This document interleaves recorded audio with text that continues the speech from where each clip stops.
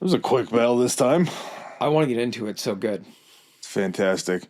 This is kind of part two. Well, there's going to be far more to Cuba, but this will be the follow-up episode basically to the Bay of Pigs. We're jumping right in because the Cuban Missile Crisis, as you may or may not know, is the closest we've ever come to nuclear annihilation on this planet. Mm-hmm. That's really easy to say. It's really easy to be like, oh, okay, well, that had to have happened at some point, so it's probably, they got semi-close. Too close. Too close. That's kind of the general understanding of this. It's like when people talk about it, it's the closest we ever came to nuclear, destruction on everyone. But by the end of this episode, I want everyone to feel like we feel now of knowing just how close it was and what that would have meant. Yeah, this isn't close like two guys standing at a urinal with a partition between them. This is like two guys standing with their noses touching and their pants down holding their penises. This is the only time in American history that America has ever been at the stage DEFCON 2. So that should tell you, in no other point, not 9/11, not, I'm trying to think what else, other situations, not during any time during Vietnam or anything like that, were we ever at DEFCON 2. This is the closest we ever came to getting touched. Mm-hmm. This was the chance that everybody feared that the communist machine was going to get a hold of something in the Western Hemisphere, and then they're going to branch off and they're going to move down and start trying to sweep into South America, which they kind of did. But they're, 90 miles away from the United States? 90 miles away from Florida, something like that? Yeah. It's pretty close. That's within range of a missile?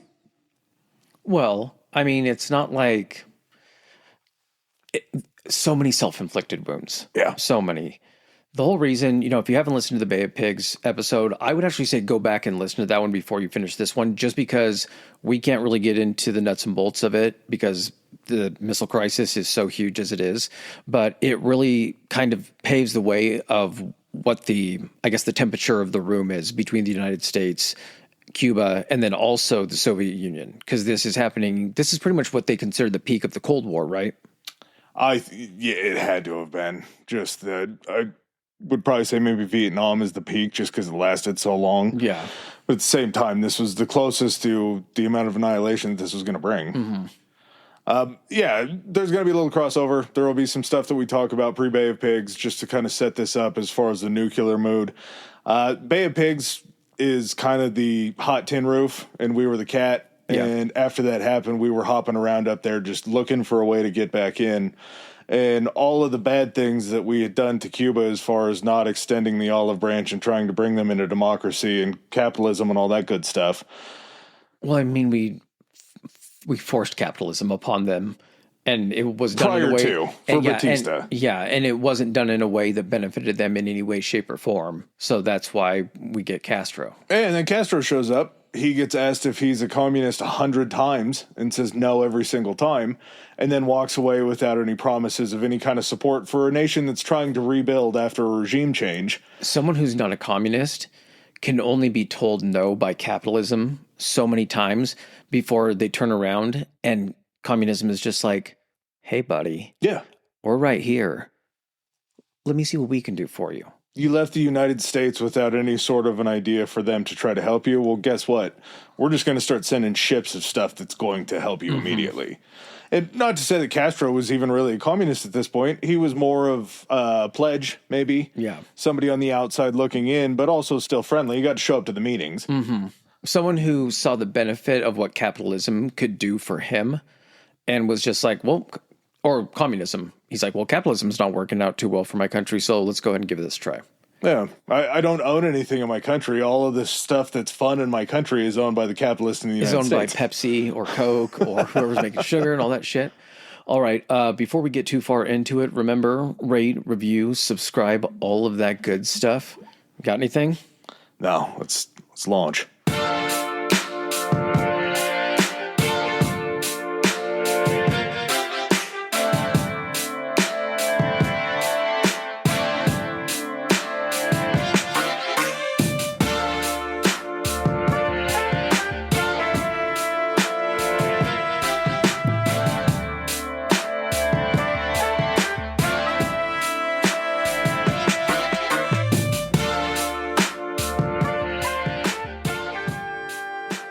All right.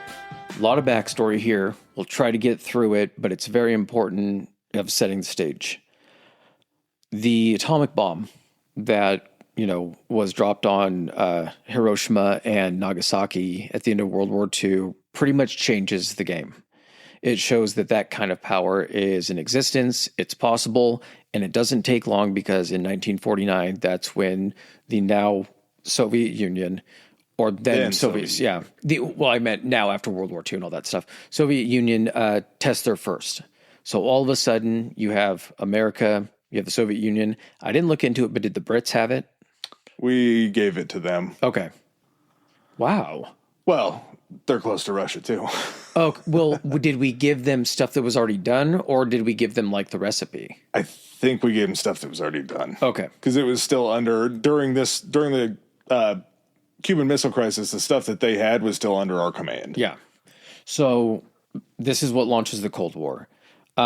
We have post-World War II Germany divided up between all the Allied powers, but it was more half of it went to Russia as part of the Eastern Bloc, I guess, right? Mm-hmm. The other side went to the other allies that kind of divided up and all worked together. Go back and listen to the Berlin Wall episode. It'll explain that in a lot more detail. And the Oppenheimer episode if you're interested in atomic bombs. Yeah. Yeah, we got a lot of tie-ins here. Tons. Berlin itself is actually located in eastern Germany, which is under Soviet control, and that in itself is also divided in half. So you have East Berlin, controlled by the Soviets, West Berlin, controlled by the Allies. So it's this weird mashup of how this place is divided. There's a cultural Cold War. There's a very clandestine Cold War going on in Berlin, spies coming across the lines and everything. You then have the cultural war that's basically the communism, right, standing next to capitalism type of comparison. We get into Korea, which, go back and listen to the Korean War episode, 1553, which is essentially a proxy war between America and the Soviets. Not a proxy war. Wait. Yeah, it was because they were using the South Koreans and North Koreans. Okay, that's right. And just supplying them with stuff. Yeah. That's right.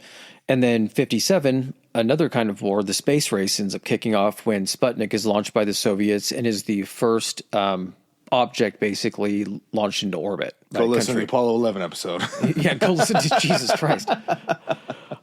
But there's all of these different, and they're always in some distant battlefield. The United States hasn't really had to feel any of this. It's always much closer to Russia than it is to the U.S. Absolutely.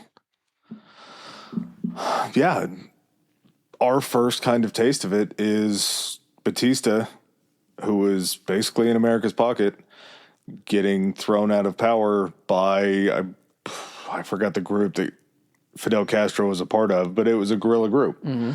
And Fidel had kind of picked away at Batista, but finally when the revolution came, Batista fled. He fled with like $300 million in his pocket, which is pretty interesting that you could get out with that much. I think it was Miami that we were talking about that he landed in. That's gotta cause Cuba to take a hit. Mm-hmm. It feels like a pretty big chunk of the economy. And we get Castro coming up to do his visit with the United States, gets interviewed by Nixon. Nixon says he doesn't really know if he's a communist, but he wouldn't bet on it. He thinks it's somebody that we can do business with. Fidel goes and stands in front of Congress and gets asked 1 million more times if he's a communist. He continues to say no. A country that's on the rebuild, that the revolution just happened in, that could use a nice infusion of cash. Mm-hmm. Seeing as you have a bunch of factories and companies down there that are owned by United States interests, maybe they would have an interest in helping that area out. And in the eyes of all of these people asking him, are you a communist? Are you a communist? They can't really fathom the concept that, no, the country is completely capitalist. Like, people in your country own a huge chunk of it. That it was the person in power that wasn't working out. That's what we have. Like, you guys think that this is about it's not. It's about how the country was being ran. So we outed him. That doesn't mean that automatically, just because there's some type of outing of a capitalist leader, it automatically has to be replaced with a communist leader. It can be replaced with another capitalist, just someone who has a different idea of doing it. And Castro at that time was really pretty much undecided with where he was going to go, how he was going to shape his country. And we're not pro-Castro. We're just essentially, as it stands at this point in time, this is essentially how he is behaving in the information that he's giving out. He will go off the rails very, very quickly. Very quick. So January 1st, 59, I think that's when Castro takes power, sometime close to it after overthrowing Batista. It doesn't take long because after a year of basically kind of getting the cold shoulder and the short stick from the country that already has a huge investment in your country, not really wanting to play ball at all, he turns around and the Soviets are like, hey, come over here. Let us see what we can do for you. If you don't like it, that's fine. But just at least give us a chance. He's like, you're offering to help me. Let's fucking do this. So in 60, he ends up cozying with the Soviet Union. Yeah, they sent him down military planes, all sorts of aid, any sort of ag help that they can need. We have so many guns. Yeah. They start supplying them with oil and all of these other things that are needed for the industries to happen. Eisenhower is the president at this point in time. He is kind of starting to get concerned about the way that the communists and Fidel are getting along. Plans start to be drawn up. One of the things that really puts these plans into hyperspeed is Castro starts nationalizing all of the industry that is necessary for Cuba to run for the country. Okay. Put this in any other context of another country. Make up a fucking island nation and put a leader in there. Make up another country besides the United States. Country A is the big country. It is basically taking all of the resources and all of the labor from this small island country and just utilizing it and just sucking it dry. You then have someone comes in this island country is like, hey, we kind of want some of the fucking fruits of our labor, and we're going to start keeping stuff in-house and taking care of ourselves. You look at that island country, not knowing who it is, and being like, yeah, good for fucking them. They should be able to keep their stuff. We're all about that. But then all of a sudden you say, nope, guess what? It was Cuba and it was the United States. And you're like, fuck Cuba. And at the same time, Castro nationalizing them had promised them that they were going to be paid out for their stakes and all these other things that he's just kind of kicking the can down the road. Well, he's looking around. He's like, I was told there was $300 million laying around here somewhere that I could start these repayments with. That guy took our next payments with him. So after this happens, you have Eisenhower running his term out. Nixon ends up falling short to JFK. JFK comes in. The knock on him immediately is that he's not going to be hard on Cuba. He's not going to face communism the way that he does. Youngest guy to ever become president. He's too wet behind the ears. He doesn't have this experience. Nixon's got experience falling out of the jowls on his face. He sat there under Eisenhower for 8 years and soaked up as much as he could about this whole situation. It doesn't take long after Castro is basically getting buddy-buddy with Soviet Union for plans to get put in place, which will become the Bay of Pigs invasion. Yeah. March 1960 is when the planning of that actually begins. So it does begin its planning stages while Eisenhower is in office. The election that took place in 1960, JFK beats Nixon by 112,000 votes. It ends up being 49.7% to 49.5%. The numbers aren't what I want you to think about. What I want you to think about is throughout this episode, when we discuss the behavior and what Kennedy does, think to yourself, what would Nixon have done in this situation? Also keeping in mind, go back and listen to the Watergate episode because we talk about him quite a bit. The man got drunk and tried to nuke North Korea at one point. Okay. So just keep that in mind. Compare what did Kennedy do? What would Nixon have done? So JFK is in. As soon as he gets elected, they don't even wait for February when he ever takes office. They know he's going to be in there, so he starts getting briefed on the Bay of Pigs invasion, on all the stuff that's going on with Cuba, all the things that he wasn't privy to just as a senator. Yes. Now all of this stuff is coming in, so he's trying to prep all of this stuff so when he does get into the presidency, he can hit the ground running and try to handle anything that comes his way. And he takes to it pretty quickly. He heard the knocks. He knows the promises that he made about how hard he was going to have to be on Cuba to try to beat Nixon. With a senator only having certain bits of information, available to them, the president having a lot more. When he's saying all this stuff, he doesn't know the whole picture. No. So when he gets into office and he's now privy to all of the information on where we stand versus the Soviet Union, all that kind of stuff, part of it is kind of him going, oh, it's going to be much harder to actually keep these promises or to do what I said I was going to do than I thought. But the wheels are already in motion. Yeah, you can't back out now. You just have to handle it. You can put a spin on it. I believe he ended up changing the location. He changed a few other little battle plans. But essentially, it was going to be, 1,500 ex-Cuban exiles that were living in the United States that were going to be armed and trained down in South America. Provided with World War II era bombers. Go listen to the Bay of Pigs invasion episode. It's crazy how, well, go ahead, spoiler alert, the United States fucks it up real bad. So the Bay of Pigs is basically an invasion that was supposed to look like a Cuban native invasion, that they were taking back their country. They were going to depose Castro. The United States would have pulled a Batista, threw somebody back in there that we backed that was friendly to us. And then, that was the plan. What ended up happening is the Cuban revolutionaries that were going in there to depose him ran into some shit because plans leaked out. It wasn't well executed. And when it came down to it, Kennedy was just like, yeah, we can't send in another airstrike. We can't provide any more support because then that's going to incriminate us way more than it already has, that we're essentially trying to overthrow the president of a sovereign nation. We're trying to land a new, basically, group of leaders, claim that they have taken power, wrestle Castro out, push them into power. Remember they had the government already staged, like in Florida or something, ready to fly down there. They had them waiting like near a plane or something like that. And they just wanted a foothold on there to justify the United States being able to come down and help. They needed to make it to where they could land there. And then they would be able to be like, we're the new government, and then create essentially the revolution in Cuba. Again.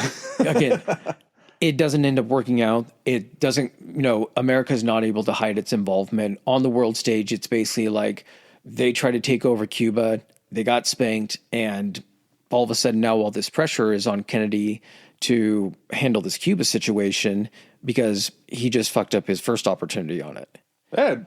Post Bay of Pigs, the Cuban-American relationship just never felt like it was going to improve. That wasn't the only bad relationship because... You just tried to fucking take over the country. Yeah. But at the same time, if it didn't work, you have two options. You can either try it again, probably not going to work again, or you can apologize, offer some goodwill, see if you can make anything happen. Like a, hey, sorry. Apologize. Yeah, exactly. So, Bay of Pigs, April 17th, 1961. Again, Kennedy is not even in the office until February, right? So within like 2 months, maybe 2 months and change, he's already launching the invasion, which to everybody that voted for him and he said he was going to be tough against it, it looks exactly like what he's doing. It just gets completely botched. August, do you have anything before October 30th of that year? Of 61? Yeah. I don't think so. It's just... At this point in time, JFK's confidence in his intelligence groups and the CIA is just none. They completely botched every aspect. And again, it's all in the episode for the Bay of Pigs. It's just one kind of catastrophic CIA failure after another. It's like that I Love Lucy episode where all of a sudden the conveyor belt is going way too fast and she's trying to shut. Yeah, that's what it pretty much is. And this leads JFK to look at the situation and say, well, I need to make sure that I know everything. I need to make sure that I have a record of anything that goes on in here. And JFK installs microphones all over the Oval Office that have switches underneath his desk that he can turn on without anybody else knowing in the office to start recording these things. And from the American side of the Cuban Missile Crisis, we have a pretty good understanding of what happened because there's recordings of what happened that Kennedy had that nobody else knew about besides like his secretary and a couple other people. Definitely Bobby, right? I don't think Bobby even knew about it till after. Really? Pretty sure. Bobby, check this out. October 30th is that year. The only thing I wanted to mention there, detonation of what's called the Tsar Bomba. The Tsar Bomba is the largest weapon that was ever detonated on the planet. Largest atomic, nuclear, whatever you want to call it. I know there's a slight difference between an atomic bomb and a nuclear bomb. Ordnance? Yeah. I think it was an atomic bomb. So it's 50 megatons. There are megatons, and then the smaller measurement is kilotons. 50 megatons is 3,333 times more powerful than the bomb dropped on Hiroshima. I don't know what does that even look like? Yeah. It was detonated in the Arctic Circle or like somewhere up, like Siberia, of course. But like more than 3,000 times. It's unfathomable to think of. That you can even make that. Yeah. So, but guess who's aware that happens? Because now we have detection methods of, all that kind of stuff. When we start seeing, Geiger, or is it Geiger counters the one that does the radioactivity? Yeah. So all of a sudden you have Geiger counters in Alaska, in fucking the United States, just going crazy. You're like, what just happened? They're like, oh yeah, the Russians actually blew a hole in the planet. I wonder if it was that or if it was earthquake detection, and they probably had a combination. Felt the shake. Anything that big, you're going to feel it shake a long way away. Yeah, it's so big. It's impossible to really think that what Hiroshima and Nagasaki, what happened to them, that was just like a small, not even an appetizer for what was created so soon after. I guess the best way to compare it is like Nagasaki would have been a hand grenade, and the Tsar Bomba was like one atomic bomb. Yeah, I was the one that got dropped on Hiroshima. I was gonna say like a large bomb that gets dropped out of an airplane. Yeah. Go ahead. I believe it was 61 when this starts. You have JFK, who is all fingers are pointed towards trying to figure out this Cuba problem. Operation Northwoods gets floated. Operation Northwoods was an operation that was put forth by the Department of Defense as basically a false flag provocation for a war against Cuba. Like, they're killing people in the United States to frame it as Cubans for reasons to go down into Cuba. And do a full-on sanction, what they would consider sanctioned United States invasion to depose the government that's, I don't know, promoting killing of American citizens. The Cubans are sending secret agents in to kill political figures in the United States, and that's why we're going to go down there and try to take over Cuba. Mm-hmm. That's pretty far. I mean, when you're desperate to try to do something, you're just fucking throwing spaghetti at the wall, I think. But to bomb a city and try to blame it on Cuba, it's a lot. And I get that there's a lot of conspiracy theorists out there for 9/11 and things like that, to where these false flags come up more than reality would ever dictate them happening. It's nuts to know that the Department of Defense floated that out. Yeah. That they were going to kill Americans. That's how crazy fucking scared of communism. Like, that's just the red fucking scare at its like peak. Yeah. And thankfully, Operation Northwoods never came to fruition. It never happened. What fell in its place was Operation Mongoose. This was authorized November 30th, 1961, and it aimed to remove the Castro government by disrupting their infrastructure, by attacking all the stuff that they just nationalized that used to be in the hands of United States citizens. After that, it was going to be all about propaganda to try to undermine the regime, a regime that people just saw get attacked by what they know now is those same people that are trying to spread this anti-communist or anti-Castro propaganda. People like Castro. People didn't like Batista. They like Castro. So you're not going to be able to get through anything with this propaganda. Cuba didn't like Castro. People in the didn't like Batista. People in the United States, certain people with financial interest in it loved him. Yeah, they would provide covert aid to all these anti-Castro groups, a very small minority that there were. You're doing a mini-scale Bay of Pigs is what you're doing. You're trying to provide arms and training to people already there. And then, as we talked about in the Bay of Pigs episode, they were possibly trying to assassinate Castro if the opportunity presented itself. What did we decide? There were like 600 plus plans over the years that spread from Eisenhower all the way up to like Clinton. And it fell to Clinton because eventually Castro dies. Yeah. But everybody had these assassination plots. Such ridiculous things as exploding seashells in his favorites, like swimming spots. There was someone that wanted to gift him a wetsuit that had a certain type of bacteria that was sewn into the fabric that would end up killing him.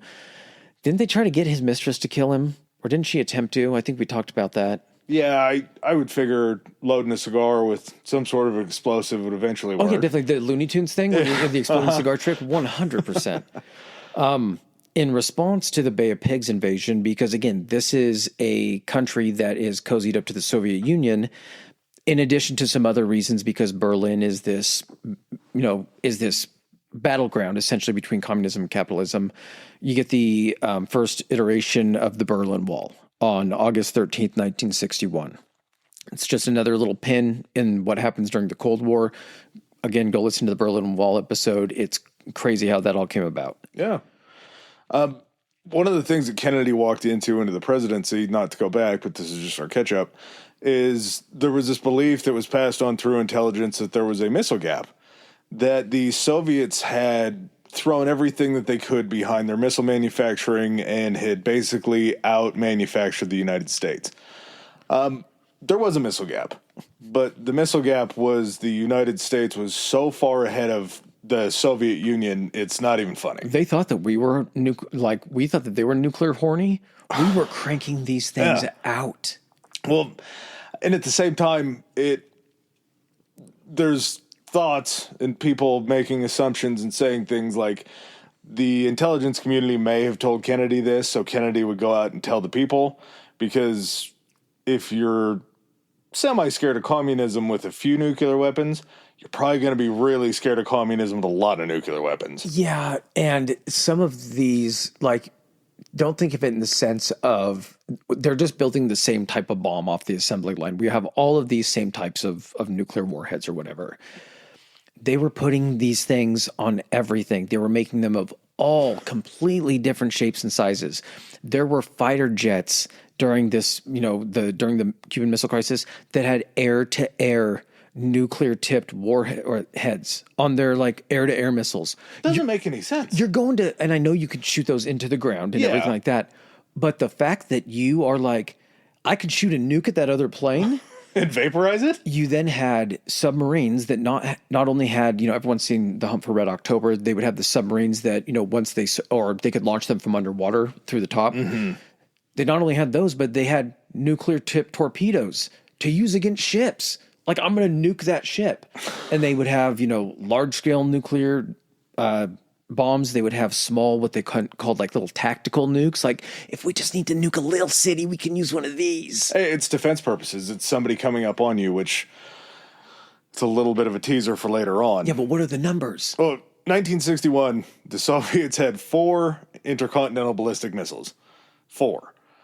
By 1962, intelligence told the president, that they had 75 intercontinental ballistic missiles. So intercontinental ballistic missiles are the missiles that are able to essentially be launched from the Soviet Union, cross the ocean, and hit the United States. And then there's intermediate ballistics missiles that I believe don't medium range. Range, basically. That's what they would use if they were hitting somebody in Europe. Yeah.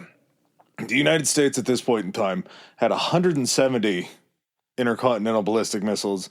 They had 8 ballistic missile subs with the capability of launching 16 Polaris missiles with a range of 2,500 nautical miles or 4,600 kilometers. All nuclear, mind you. They're firing nukes on these missiles. Total nuclear warheads, the United States had 27,000 to the Soviet Union's 3,600. Why do you need 27,000 nukes? I don't know, man. One nuke will do ya? It doesn't help that this whole entire time Khrushchev is just fanning the flames by saying that the Soviets are building missiles like sausages. Mm-hmm. He's playing into this whole scare tactic. I mean, technically, they could just be building air-to-air missiles or surface-to-air missiles. He's not lying. Yeah. It's a smaller sausage. He wanted to put fear into the president, and before the Berlin Wall goes up, June 4th, 1961, the Vienna summit is the first time that Khrushchev and JFK come face to face. And Khrushchev basically fools JFK into this capitalism versus communism debate and realizes that he doesn't realize, he thinks JFK's weak. And if JFK's weak, it's something that he can take advantage of. So Berlin Wall goes up, just like Chris was talking about, and the United States is getting a little concerned about some things. So they go ahead and they send Jupiter missiles to Turkey and Italy. They arm them with nukes that are in full range of hitting Russia at any point in time. I believe they said it was the ones in Turkey were like 8 minutes to Moscow from launch. Yeah, I mean, they were right on the border. And Turkey was like, fantastic. Yeah, love this. Love it. Put your nukes here because this will deter Russia from getting any greedier and trying to expand that eastern bloc or try to come a little bit further south and take over us. So we like your nukes. Yeah. Italy was probably just like, I mean, we're still trying to kind of make up shit to the rest of the world, all the Mussolini shit. We just want to become a vacation destination and let the church do its thing. So fuck it. Yeah, throw some nukes in here. If it makes us cool with you guys, why not? Well, Khrushchev had an issue because they obviously had nukes, like we were talking about. They knew that in order to do anything to the United States, they had to get closer. They needed more than the 20 very unreliable intercontinental ballistic missiles that were inside the Soviet Union that they said could hit the United States. There was also... This is like throwing a... what's the football with the tail? Vortex. It's like throwing a vortex in the air, except for it only has like 2 little wings on the back of it. And there's a strong crosswind. So if you're firing this across the Atlantic to try to hit the United States, there's a chance you're hitting Canada more likely than not. The other thing, too, is if you're trying to fire those United States, they would know as soon as you launched those. There was a way to detect as soon as you launched. That would then prompt any type of launch from Turkey, from Great Britain, and then also from Italy. So Russia's getting hit while their missiles are still even in the air. That also allows they don't even get to find out if they hit. Well, not even that. Like the United States, and they bumped this up, during the whole crisis and also during the nuclear panic, that like we had the ability to intercept these missiles. Yeah, like maybe if Russia throws a handful and they throw 10 missiles at us, maybe 4 of them get through because they're reliable, and of those 4, maybe we shoot down 2, and we only get hit with 2 or whatever. Still 2 nukes. It's still 2 nukes. But yeah, it was just Russia looking across, I think it was like the Black Sea is where Turkey was, and just being like, they got fucking nukes right over there. We need to do something about this. And so Khrushchev gets this idea, and he's like, you know what? Cuba's cool with us. I bet if we talk to Castro, he'd definitely be willing to go ahead and take some nukes in Cuba. So let's just start sending shit over there. And that's exactly what happens in May of 1962 is Khrushchev starts shipping over materials to start building. Doesn't have to build ICBMs. He can build medium range rockets and all that kind of stuff. And he can still hit Florida, that area. But if he wants to, get New York, get up into the eastern seaboard, like up north and everything, he's going to have some of those ICBMs. Yeah. And the Soviet ambassador to Cuba came to Khrushchev and said, Castro's not going to accept this. He doesn't want these intermediate nuclear missiles. And I don't know if he thought that maybe it was Castro not wanting to lead too hard into communism, that he wasn't going to accept it or anything like that. But Nikita believed that this threat of Cuba or Cuban nukes would improve his leverage in Berlin. Because if you can end up landing these nukes in Cuba, then you can start using that as a bargaining chip to maybe get the Western powers to drop West Berlin. It's also it's beneficial for 2 parties in that situation. It's beneficial for Cuba because now there's this huge deterrent against invasion, and it's beneficial for Russia because now you have what you would consider parity as far as having someone in the danger zone. But yeah, so they start sending these over. Castro's good with it. He actually is very enthusiastic about having them in Cuba. We got a lot of fun Soviet fuck-ups before that even happens. Ultimately, Khrushchev loved this idea of this mutually assured destruction. If you fire from Turkey, we will be able to fire from you. Let's not fire from Turkey because we're going to be this close to you in Cuba. Early 1962, the Soviet military and missile construction specialists accompanied an agricultural delegation to Havana to meet Cuba or to meet Castro finally. Castro didn't want to look like the Soviet puppet, but obviously loved the idea of the invasion deterrent, like we were talking about. By May, there was this plan to set up these strategic nuclear missile sites in Cuba, and we'll skip over this part, but basically they had nukes that would give them a nuclear umbrella around the island, just in case anything were to happen. There were specialists in missile construction that entered Cuba under the guise of machine operators and agricultural specialists. They start slipping troops in left and right. And they said that the Cubans knew something was up because they're trying to hide them in Cuba so they're not spotted on planes or reconnaissance or anything like that. They had two styles of Hawaiian shirts, and they had brown khakis and I believe white khakis.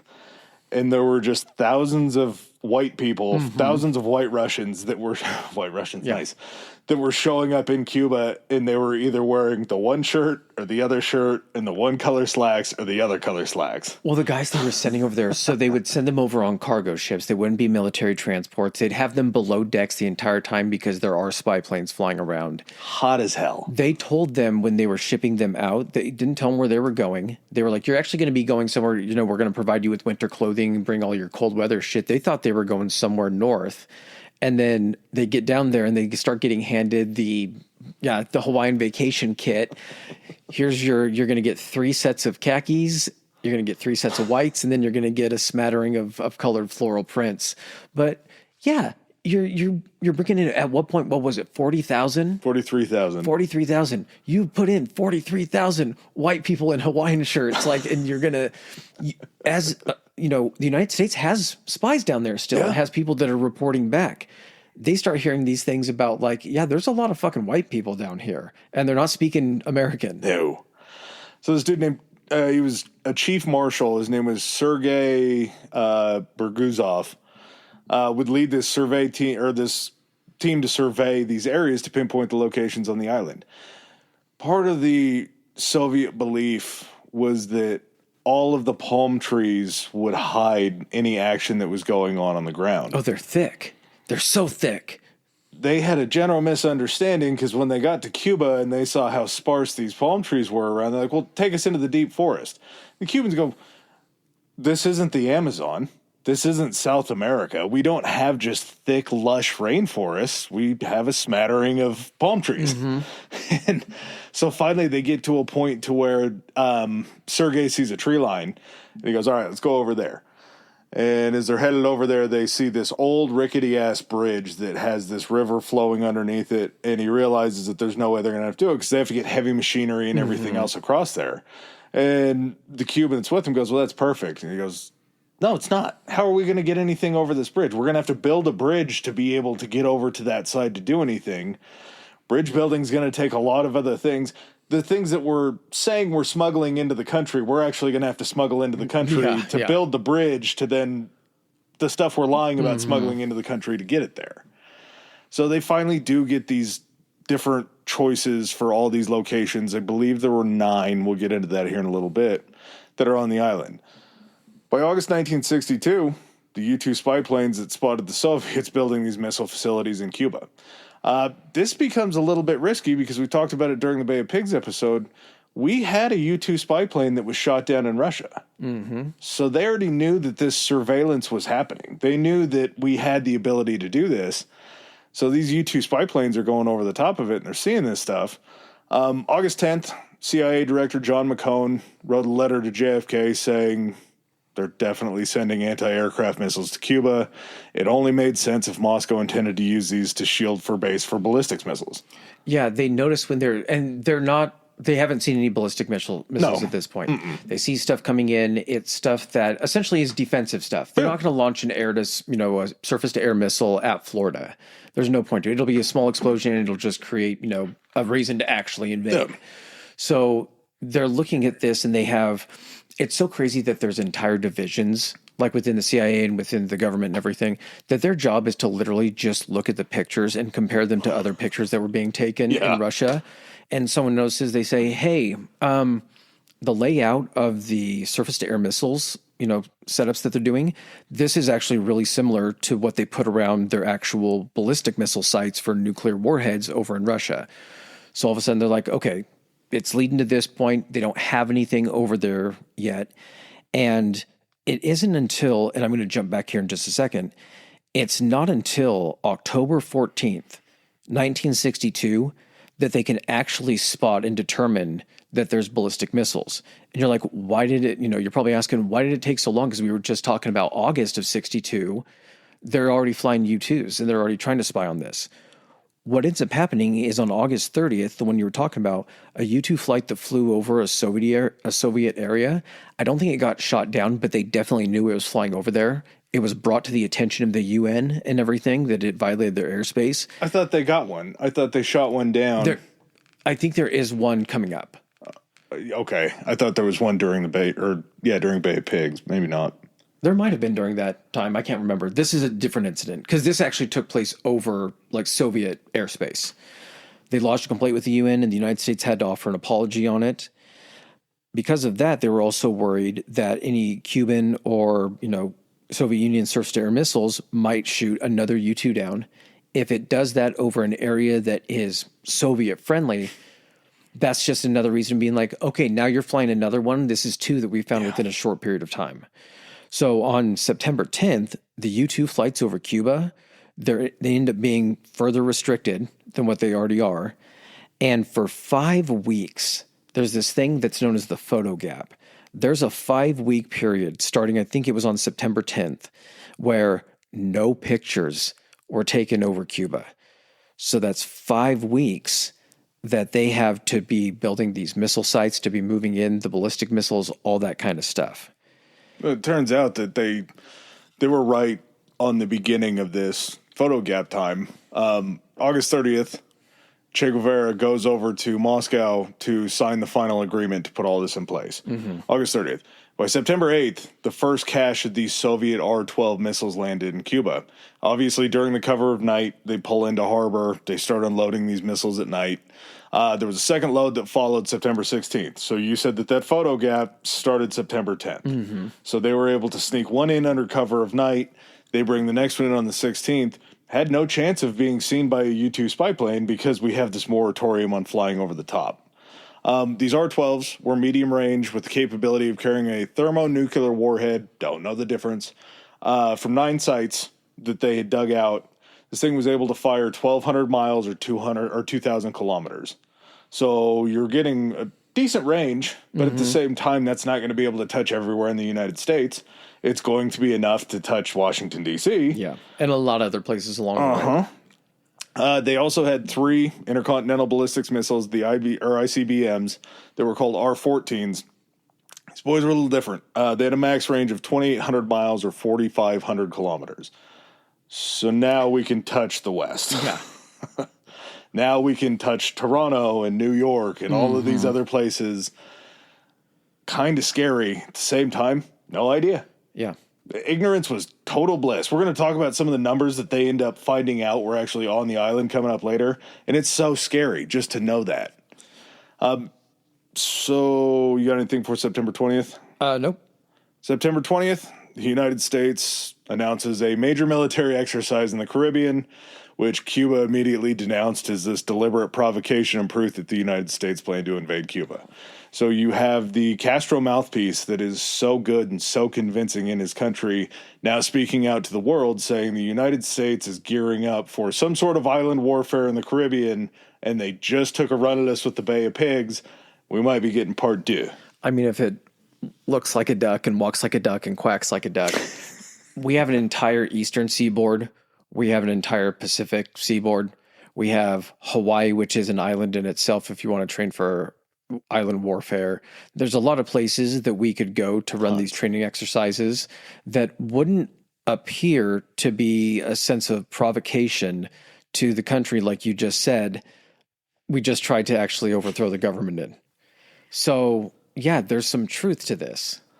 Well, not only is Cuba concerned about this, September 11th, before that, the Soviets made a declaration that warned the United States that if they attacked on Cuba or if they attacked any Soviet ships that were carrying supplies to Cuba, to the island, it would just mean war. So you have Cuba kind of following up saying, okay, Soviets have us protected. They said war if they attack us. They're doing this military exercise. Clearly they're not listening to what the Soviets are saying. So now we actually have to call it out because they're in our neighborhood now. Yeah. End of September, the Navy, which is still able to do like recon flights out in international waters, places like that. We're okay. That was bad. Are able to still kind of do recon flights and surveillance of ships that are actually coming back into, like, or coming into Cuba. So the end of September, a Navy recon flight spots a Soviet ship, which is so crazy that they're like, can fly and they can identify the ship. Don't even have to get the name. They're just looking at the ship and take pictures of it. And then they come back, they're like, oh, that's a Soviet ship. But it has on its deck, because they're so large, all of these like large crates. And after, you know, they have their department that likes to do all the review and stuff like that, they're like, you know what? Those are actually the same size as Soviet bombers, like the fuselage of a Soviet bomber. Not a bomb, but an actual bomber. Something to carry a bomb. Yeah. And so now all of a sudden there's this information or this evidence that suggests that not only do they have, you know, the possibility of like surface-to-air missiles, they're now bringing in planes that whose sole intention is to drop bombs. And during most of September, the Soviet ambassador, this Anatoly Dobrin, is assuring Adlai Stevenson, who played a major part in the Bay of Pigs because he was being fed stuff to talk about in the UN, they were only supplying defensive weapons. JFK even sent, or Khrushchev even sends this personal note, this personal message to JFK, reassuring him that under no circumstances would surface-to-surface missiles be sent to Cuba. Saying that, knowing that September 8th and September 12th, you already sent them. They're already in the country. Oh, yeah. And here's the other thing, too. They were still in a position where they were trying to get these sites like fully operational to where they would actually be a legitimate threat. So it's not like, and again, we're trying to view through this through, we're only listing names of like countries and everything because that's what history dictates. If we could make this up and just disguise what countries these are, you'd be like, this country's fucking up, this country's fucking up, they're all fucking up. It's not like Khrushchev could come out and say, what if we are sending ballistic missiles to Cuba? Yeah. You have fucking ballistic missiles in Turkey. Like, who are you to call us out for putting weapons? If anything, we're just simply trying to be on parity with you guys. You want to have this gun to our heads. Why should we not have a gun to yours? But you can't come out and say that because they're still trying to get that whole setup done. Yeah, so you still have to be very secretive about this whole entire thing. So after kind of all of that stuff takes place, with analysts noticing the arrangements of the surface-to-air missile sites, kind of catching the Navy recon ship with all the bombers, finally missions are permitted to start flying U-2s over Cuba on October 9th. They don't even get to do it on October 9th and the next few days because there's weather delays. And it's not until that date we just talked about a second ago, October 14th, that U-2 spy planes were able to spot missile sites being constructed. Most of them, you know, they were able to identify as ballistic missile sites what type of ballistic missiles they are.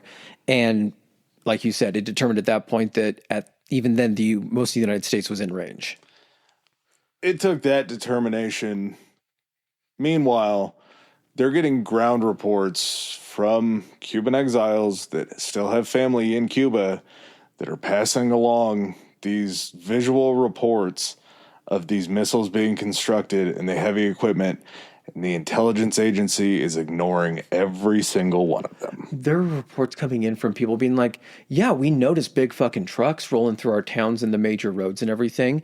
And we also noticed that these trucks on their giant trailers have covered cylindrical cargo, long cylindrical cargo that they're hauling. So it doesn't take like, who's making this shit up? Well, they even said that there were, I believe, 3 reports that they deemed actually credible because they said that when the trucks hauling the cylindrical items that look like J. Edgar's dildo were driving through town, they would have to basically make like 3 and 4 point turns to take corners. Yeah. And U.S. intelligence is like, well, fuck. If it's a surface to air missile, they wouldn't have to be that long. Yeah. If this is a surface to surface missile, it's going to be that hard to transport. The trailer is going to be that much longer. Do you think this comes down to a real world testing that like either the CIA or whoever was doing this, they're like, okay, we see here, the report says the truck had to back up and rearrange itself 3 times. They had this much room on the space. They have a parking lot. They go out, they tape off an area.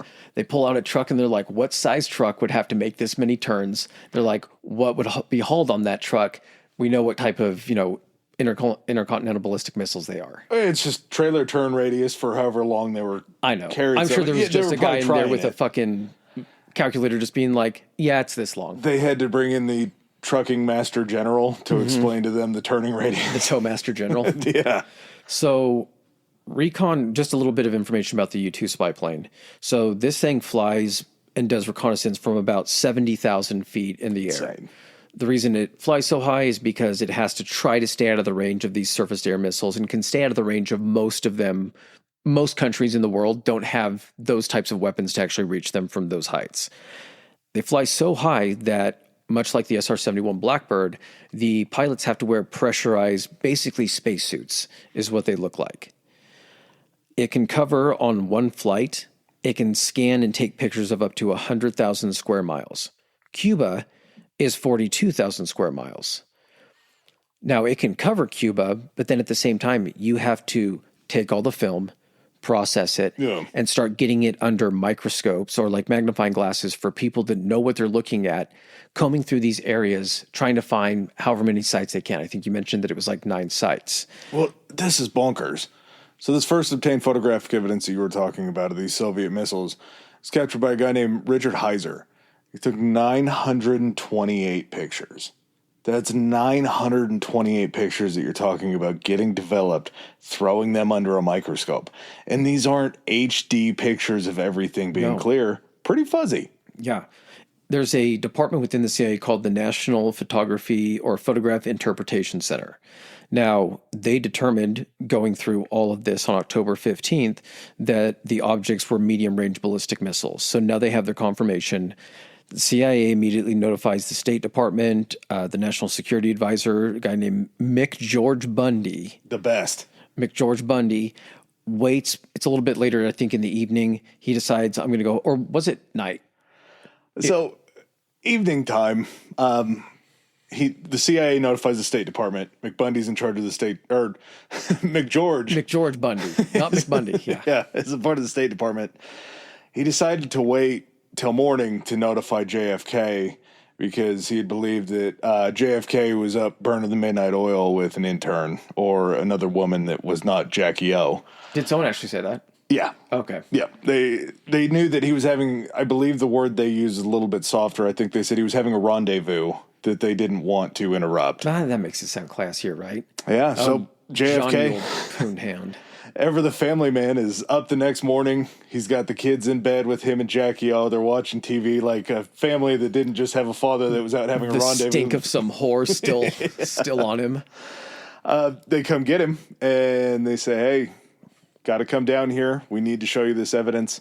And by 6:30 that night, JFK had convened this thing. It was the first meeting of the Executive Committee of the National Security Council. And I'm not going to keep saying that because we're going to call it XCOM. So XCOM is kind of a conglomeration of the 9 National Security Council members and then 5 other key advisors. So this is when JFK also starts taping. I mean, he was taping meetings before, but he is definitely taping these XCOM meetings. When you have a lot of very similar players that survive the Bay of Pigs. You have the JFK, LBJ, obviously, President, Vice President, the Secretary of State, Dean Rusk, the Secretary of the Treasury, don't know why in the hell he was invited, Doug Dillon, the Secretary of Defense, Bob McNamara, a key role here and will be a very key role when we eventually get to Vietnam because he sucks. The Attorney General, Bobby Kennedy, RFK, the National Secretary Advisor, or National Security Advisor, McGeorge Bundy that we talked about. How do you get to McGeorge? I don't know. Does Bundy not sound Irish enough so they have to name him McGeorge? But you're required to keep the mix somewhere. It's got to be. The CIA director, John McCone, and the chair of the Joint Chiefs of Staff, General Maxwell D. Taylor. So you have a little bit of everybody that's at this table. And then you have the other advisors that you were talking about beyond that.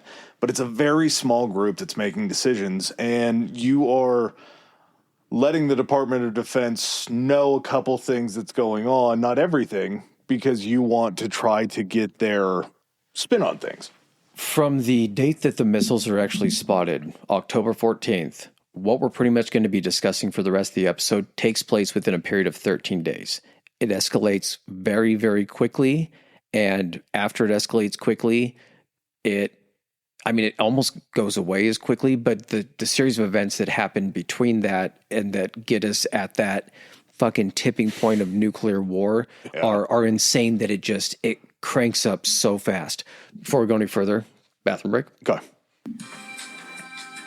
Well, hey there, all you sexy historians. How you guys doing? It is time for socials. Where can they find us on Instagram? If they want to follow us, they can find us at Historically High Pod on Instagram. That goes the same for Threads as well. You can also find us on Twitter. Tell them about Twitter. Historically High. That's Historically HI on Twitter. And if you want to email any of your comments or suggestions, where can they find us at, Adam? At Historically High Podcast at gmail.com. Gmail. All right, and back to the show. All right, so we're still on day 3 of this thing. John, or JFK, tells Robbie, he's like, listen, you need to get Soviet Ambassador Dobrynin to see what's actually going on. That's when Dobrynin relays the Khrushchev message that's like, hey, don't worry, not going to be any missiles or offensive weapons in Cuba. Not interested in, disrupting our relationship or anything like that. It's strictly defensive weapons for the Cubans to protect themselves. Which is funny. I don't want to disturb our relationship. You're in the middle of the Cold War. It's not like the relationship's good. I don't want to stir the pot of shit anymore right now. It's a pot of shit, but I just don't want to stir it right now. So day 4, October 17th, XCOM meets and they need to figure out what to actually do here. There's a couple options, I think like 5 or 6 options that are laid out on the table of how they can handle this situation. Number 1 might be my favorite. They're basically just like, fuck it. Don't worry about it. We're not going to do anything. They've already got nukes from Russia aimed at us. So even if we launch ours, they'll launch theirs. It's probably not a big deal that they have them in Cuba. Mutually assured destruction. Yep. So option 1, fuck it, do nothing. Number 2, diplomacy. Let's talk this shit out. Let's get JFK and Khrushchev on the phone. Let's figure out a way that we can, and everyone comes to the table and everyone leaves with something that they want. Number 3, go to Castro and give him an ultimatum. You're either going to break up with Russia or we're going to invade your ass. Option 4, we invade his ass. Full force, full overthrow. We don't fuck around about it. We don't even tell Castro, give him the ultimatum. We just do it. Option 5, airstrike. We're going to bomb the shit out of their shit. So I think the airstrike was going to be primarily focused on just those identified missile sites. But I'm also predicting that if they're going to send in airstrikes and they're going to be bombing Cuba anyway, they're going to be like, oh no, a few of our bombers found our way over Castro's palace. They did say that the preliminary report on how the bombing would go assured JFK, I think they said that it would take out 70% of the estimated missiles on the island, which taking 70% of the missiles they knew about on the island? Well, that, and then regardless of known or unknown, that's still 30% that they can arm with nuclear warheads potentially and send our way. Yeah, the largest retirement center in the United States, Florida, is no longer going to be a thing. Not even close. And the 6th option is a blockade. Basically, stop any more shit from getting into Cuba. Now, the Joint Chiefs of Staff all vote for the full-scale invasion. They're like, option 4, it's the only way to go. And frankly, if we invade, The Soviet Union's not going to stop us. Our intelligence agency told us that there were 10,000 Soviet troops down there and only 100,000 Cuban troops. Mm-hmm. Now, the numbers we talked about earlier, there were, in all reality, 43,000 Soviet troops and 200 to 250,000 Cuban troops. That had been steadily being armed. So you're not going in. This isn't the 1,500 guys that you sent in against, the Cubans. They beat you without even, with those 1,500 guys. Yep. Yeah, now they've been fully armed and supplied by the Russians. So, yeah, not going to be as easy as you think. And Kennedy, here's where you see the cooler heads start to prevail in the situation is like, listen, you realize that if we destroy the missiles, we're also going to be killing Russians. And if you think that they're going to go ahead and just let that go, that we killed Russian soldiers, they're not. If they don't try a reprisal in Cuba, guess what's a lot closer to them? Berlin. And guess where Berlin sits? Inside Eastern Germany.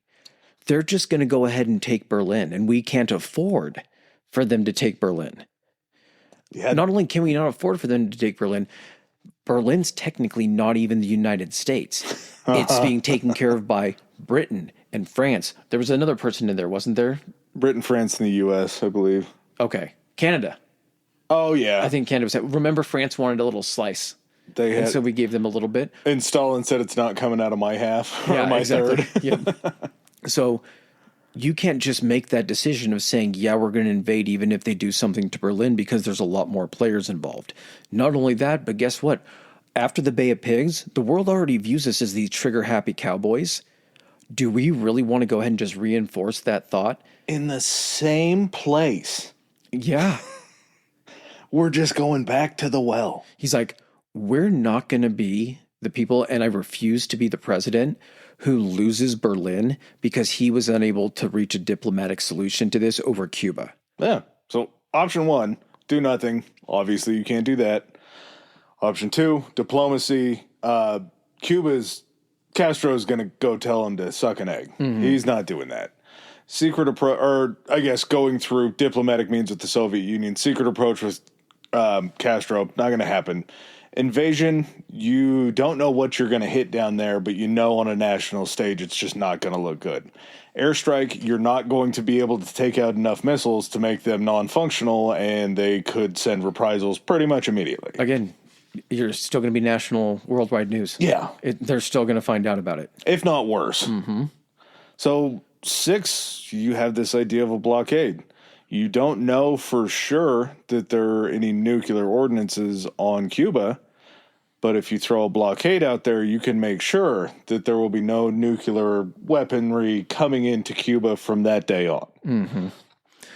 Thing with the blockade, though, when you use the term blockade and you say that's what you're doing, that's technically an act of war. So they can't do a blockade. They have to do what they end up calling a quarantine.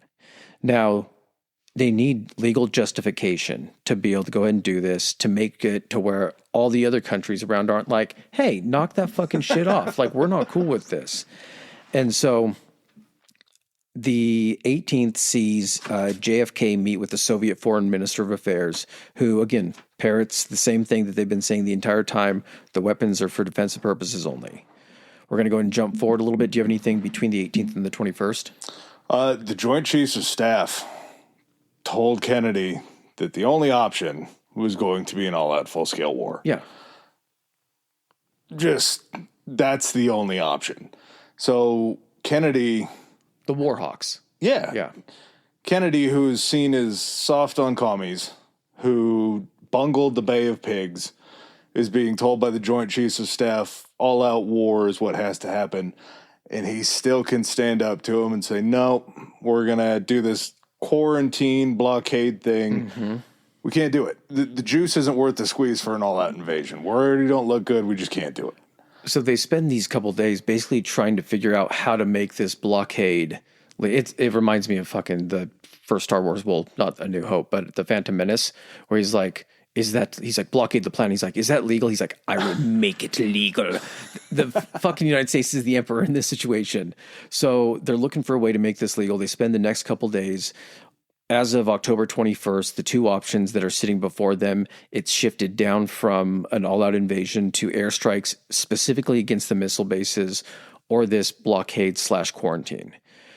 Secretary of Defense McNamara, you mentioned him earlier, he supports the blockade, but they have to be able to put it under the guise of that quarantine because a quarantine isn't an act of war.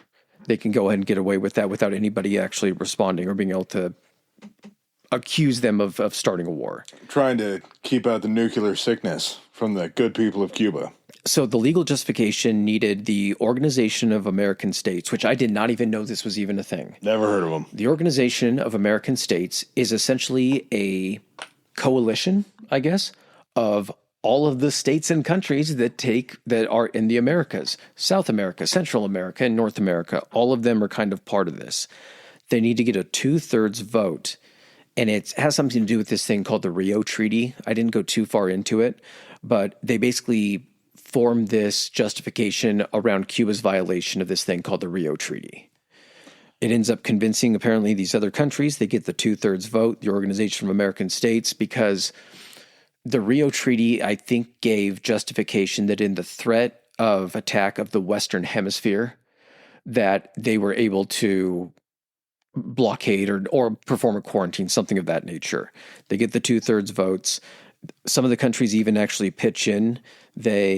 Argentina sends in 2 destroyers. Venezuela sends in 2 destroyers. Trinidad and Tobago offers basically the use of their naval base for the fleet that's actually going to be doing the blockade to come in and resupply and everything. So these other countries are actually in support of this as well. They've agreed to go through with it. I mean, it's the easiest sell job in the world. Well, and then the quarantine, the way they spin it is like this quarantine is only to make sure that no offensive weapons get in here or no materials that can be used to make offensive weapons are going to be getting in here. So that's how they're able to essentially distinguish between the blockade and the quarantine itself. That, and then they showed all the other countries the range of these ICBMs. Yeah. And said, you're in the blast zone. Do you really want this on your door? And every single one of those countries, like, yeah, I think blockade's a good idea. It sounds like a good idea. And you guys are going to do all the lifting? Yeah. Okay, yeah. Why not? We'll send you a couple ships. Yeah, we'll send the ones that we're just about to put out to pasture. Use them if you want them. You got anything to finish out the 22nd? JFK's address on the 22nd, he tells the nation that they have discovered these missiles and that their naval blockade of Cuba will begin. So the discovery of the missiles is the first time, October 22nd. They found out October 13th? 14th. 14th? Yep. The 22nd is the first time that the nation becomes aware that there are missiles in Cuba. We're 9 days into the 13th. And, yep. So I think JFK meets with congressional leaders early that day, and they're basically like, what the fuck do you mean a quarantine? They're kind of parroting that same thing that those generals did, and they're like, we want a much stronger response on this. Not only is he meeting with congressional leaders, but the U.S. ambassador to the Soviet Union ends up briefing Khrushchev on the blockade and the speech that's about to happen. He's like, hey, we're just letting you know, and I keep saying blockade because that's what it really is, but they phrase it as a quarantine. He's like, just to let you know, we're going to be quarantining Cuba to make sure no offensive weapons get in here. We're not asking for permission. We're letting you know what's going on so you can't claim that you were blindsided by this thing. And also, worldwide speech is going to happen for JFK actually announcing that you guys have this shit in Cuba. October 23rd, Khrushchev comes out. I still got a lot of on October 22nd. Okay. I broke this down timeline style day by day. A timeline within a timeline. Mm-hmm. So on this day, again, the 9th day, U.S. delegates in different countries meet with Canada's Prime Minister, Britain's Prime Minister, the West German Chancellor, which I do kind of have an issue with West Germany continuing to use the term Chancellor. A lot of other names that you could give your head of state other than Chancellor because Hitler was a chancellor, wasn't he? Yeah, you got a fresh start. Come up with something else. Yeah, figure something else out. The French president making another appearance on this podcast, Charles de Gaulle, who I cannot believe was the French president during the Missile Crisis. And all of these delegates, these delegations, brief all of them on the quarantine, and all of them are like, I guess sounds cool. I mean, they're all part of kind of that sphere of United States friends, so they kind of have to be at that point. Well, we're talking about a threat that's actually on their land. Much closer to their land. What's going to happen too when those, they're like, okay, we know they're going to be aiming these nukes at the United States, but they still have to probably fly over us at some point. And we know they're not super reliable. So even if they're aimed at the United States, what if a couple of them come down in our area? There's a chance that Russia's going to bake France's brie. A little bit. Kennedy and the British Prime Minister, who at that point was Harold Macmillan, they actually spoke during the crisis daily. I think after he was finally notified. Kennedy's also talking to Eisenhower, who was basically consulted during the entire Cuban Missile Crisis because he had a hand in planning the Bay of Pigs. He'd already been dealing with this kind of stuff, and frankly, JFK needs all the help he can get. He does. Well, and Eisenhower's a decorated war general. Yeah. The man knows military strategy pretty well. Not only that, but I think being in that position that he's in, he also knows what happens after the fact. Yeah. Because he was there during the reconstruction of Europe and everything, and seeing what normal conventional warfare required to actually get a country back up and running, he's probably looking at it and being like, no one can nuke each other. No. Like, we can't be doing this. Well, and at the same time, he also has fingerprints on the Bay of Pigs, so he's not a great source of Cuban knowledge. Just fucking leave Cuba alone and people forget about this shit. You keep going after Cuba. 7 p.m. is when Kennedy actually addresses the nation. Addresses the nation. And at that point, it's not made nationally, known because they don't do that. But this is when they move up to, I believe, DEFCON 3.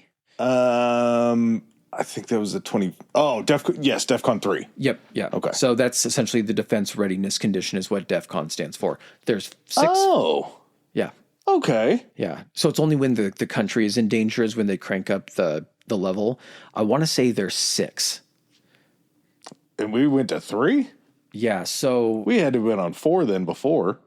Well, yeah. I mean, I'm sure it goes up like that. But as far as like the DEFCON levels, they are... And of course, the lowest one is going to be, there's 5 levels of DEFCON. So normal peacetime, that's basically just what we're kind of hoping to be at all times, what we're at the majority of the time. Haven't been in DEFCON 5 in a very long time. I don't even know why it still exists. Increased, DEFCON 4 was kind of sporadic during the Cold War and also the War on Terror. DEFCON 3 is Air Force, ready to mobilize in 15 minutes. The only time we've been at DEFCON 3 is also Cuban Missile Crisis, like we're discussing now, post 9/11, and then during the Yom Kippur incident. Number 2, armed forces ready to deploy and engage in 6 hours. Only time Cuban Missile Crisis. And DEFCON 1, nuclear war imminent. It's never been activated. Okay. Well, now the 23rd. We are on day 10, and shit is gonna pop off. Khrushchev throws a hissy fit. He denounces this blockade as an act of aggression. He refuses to remove the missiles. Same day, Air Force Voodoos and Naval Crusaders begin flying these low-level recon missions over Cuba, and the Cubans are scrambling these MiG-19s up into the air to try to shoot them down.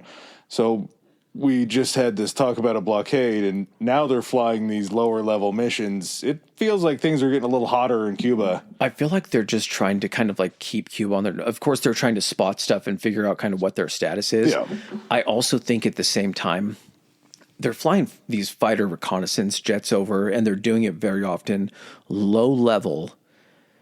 Is this just something to try to get Cuba to respond to be like, oh, we're going to fucking invade?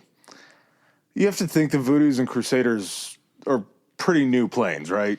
Yeah, but I mean, they're Navy jets, so these things can take off an aircraft carrier, which should give you an idea of their size. Okay. So there may be 1 or 2 two-seat fighters.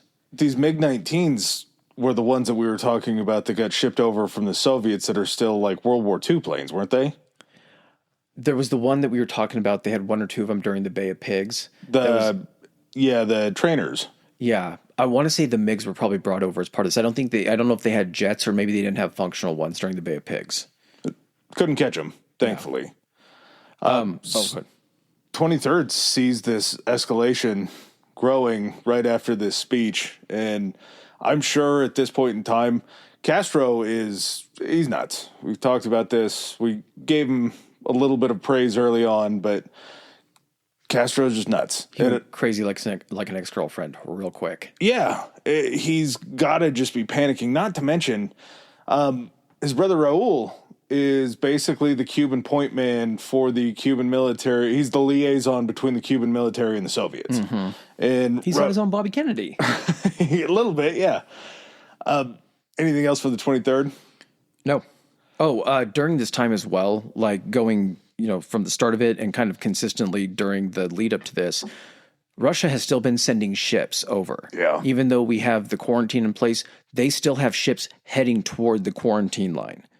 So October 24th that we're on now actually sees a pretty decent amount of the Soviet ships heading to Cuba either slow down or turn back, except one. Was this the oil tanker, or does the oil tanker come later? The Grozny or whatever it was called. Yeah. I don't know if that was the Grozny was a tanker. I don't know if this was the ship specifically. On the 24th, Khrushchev also sends a cable to JFK that says that he instructed all of his ships to ignore the blockade. So he's telling JFK that they're supposed to ignore the blockade, but eventually when the ships get there, they are either stopping or turning around besides this one that gets through. Does that make JFK think that Khrushchev lied about that? Did Khrushchev lie about that, you think? Or do you think the guys on the ship were like, I'll take my chances back in Russia. These guys are going to shoot me anyway. I don't know. It's just a big game of who's going to blink first. And October 25th, we didn't blink. Oh, hold on. I'm still on the 24th. Okay. So on the 24th, the U.S. ambassador in Turkey starts to float an idea and notifies the Turkish government that we might be entertaining the idea of actually pulling nukes out of Turkey. And Turkey is not happy. This thing serves as a deterrent for them from, Soviet invasion. So they're putting up a fit on this. We do end up talking to Italy. I'm not sure if it's during this time frame as well, but we go to the Italian government. We're like, hey, we're kicking around the idea of taking the nukes out of Italy. And they're just like, yeah, whatever you want. I mean, more room for pasta. Yeah, they're your guys' nukes. You want to leave them here? Totally cool with us. You want to take them away? Totally cool with us. Oh, by the way, we're still sorry about World War II. We are still so sorry about Mussolini. Would you remember what we did to him, right? Would you like some clam parmesan? The 24th also sees the Pope send a message to the Soviet embassy to relay that to the Kremlin, to Khrushchev, basically saying like, hey, can we just have peace? Let's really make it a point to try to keep things peaceful. Because here's the deal. A lot of our money comes from Catholics all over the world. And he doesn't say this, but this is how I imagine it goes. If you kill off a whole bunch of them, because we do have a ton that are in Russia, and we have a ton that are in Europe, and we have a ton that are in the United States, that's going to hurt us at the bank. So if you could just not, you probably don't have like non-Catholic nuclear weapons that'll leave the Catholics standing, right? No, that's not a thing. Okay, so peace then. It needs to be peace. At the same time, didn't the church not like communism because it rejected religion? Are you sure it wasn't like, hey, you godless heathens, quit doing this. The people that are going to be fighting you are the ones that are paying us money. I just think as long as they got paid. Yeah, that's probably the number one reason they were concerned. Also, later that night, something very important, 10:52 p.m., Kennedy gets a telegram. Yes, we are still at the point where heads of state are, and they're not super friendly with each other, but they're still sending telegrams in order to communicate. The fact that this resolution has to be done by telegram to some degree is kind of insane to me, because there's so much of a time lapse when these things are being sent out. Then they have to be, translated. Then they have to be provided to the president. He has to read it, all that kind of stuff. He gets a telegram from Khrushchev, and they basically kind of just go back and forth with each other through a series of telegrams, pushing against each other. Khrushchev is basically saying, like, you need to kind of take a step back from Cuba and not let it cloud your judgment and everything like that, because you're going to end up doing something that I'm going to have to then retaliate on, and then, we're in this mess even further. Or everyone's dead. It's just peaks and valleys of emotions again. doing the research, they talk about them as letters. And I kept thinking, well, it's going to take days to get a letter from Russia to the United States. That's not really like a process. They were talking about one of the letters took 12 hours, and then I looked into it more, and they were just cables. They were telegrams like you're talking about. But even then, like, if you have a 10 or 15 minute delay to send your telegram over back to Russia, and then Khrushchev has to draft something else in response, and then it takes another 10 to 12 minutes to come back over, like, you're basically mad every time you see somebody walk into the Oval Office with a letter for you, with a note. And you're just waiting for a reply that's not coming quickly at all. Here's the other thing, too. It's able to at least get overseas, like, you know, telegraph lines, things like that. So the Kremlin is getting it over to probably their embassy. It's then being sent from their embassy to the White House or wherever it is. I mean, even though you're not like on friendly terms with that country, don't you have the ability, like I would assume the White House has the capability of receiving telegraphs. The Kremlin has the ability to receive telegraphs.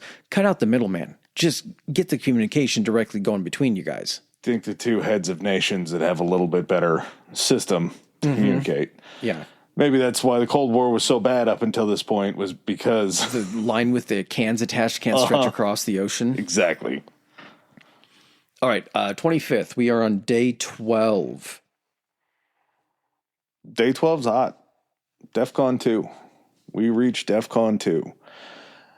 To go along with DEFCON 2, there were B-52 bombers that were put in continuous airborne alert. There were B-47s that were dispersed to airfields that were ready to take off, already fully equipped, get off the ground within 15 minutes of getting the order. We had 145 intercontinental ballistic missiles that were placed on alert. There were 23 armed B-52 bombers that were sent to orbit points within striking distance of the Soviet Union.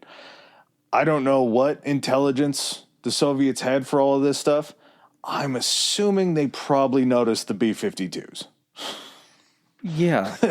There's a good chance that they noticed this swarm that's starting to gather close enough to the Soviet Union, and knowing that we have these atomic weapons talks. So you gotta think that Khrushchev at this point realizes that there could be something that's a fatal flaw in his plan. He's not going to get Berlin back.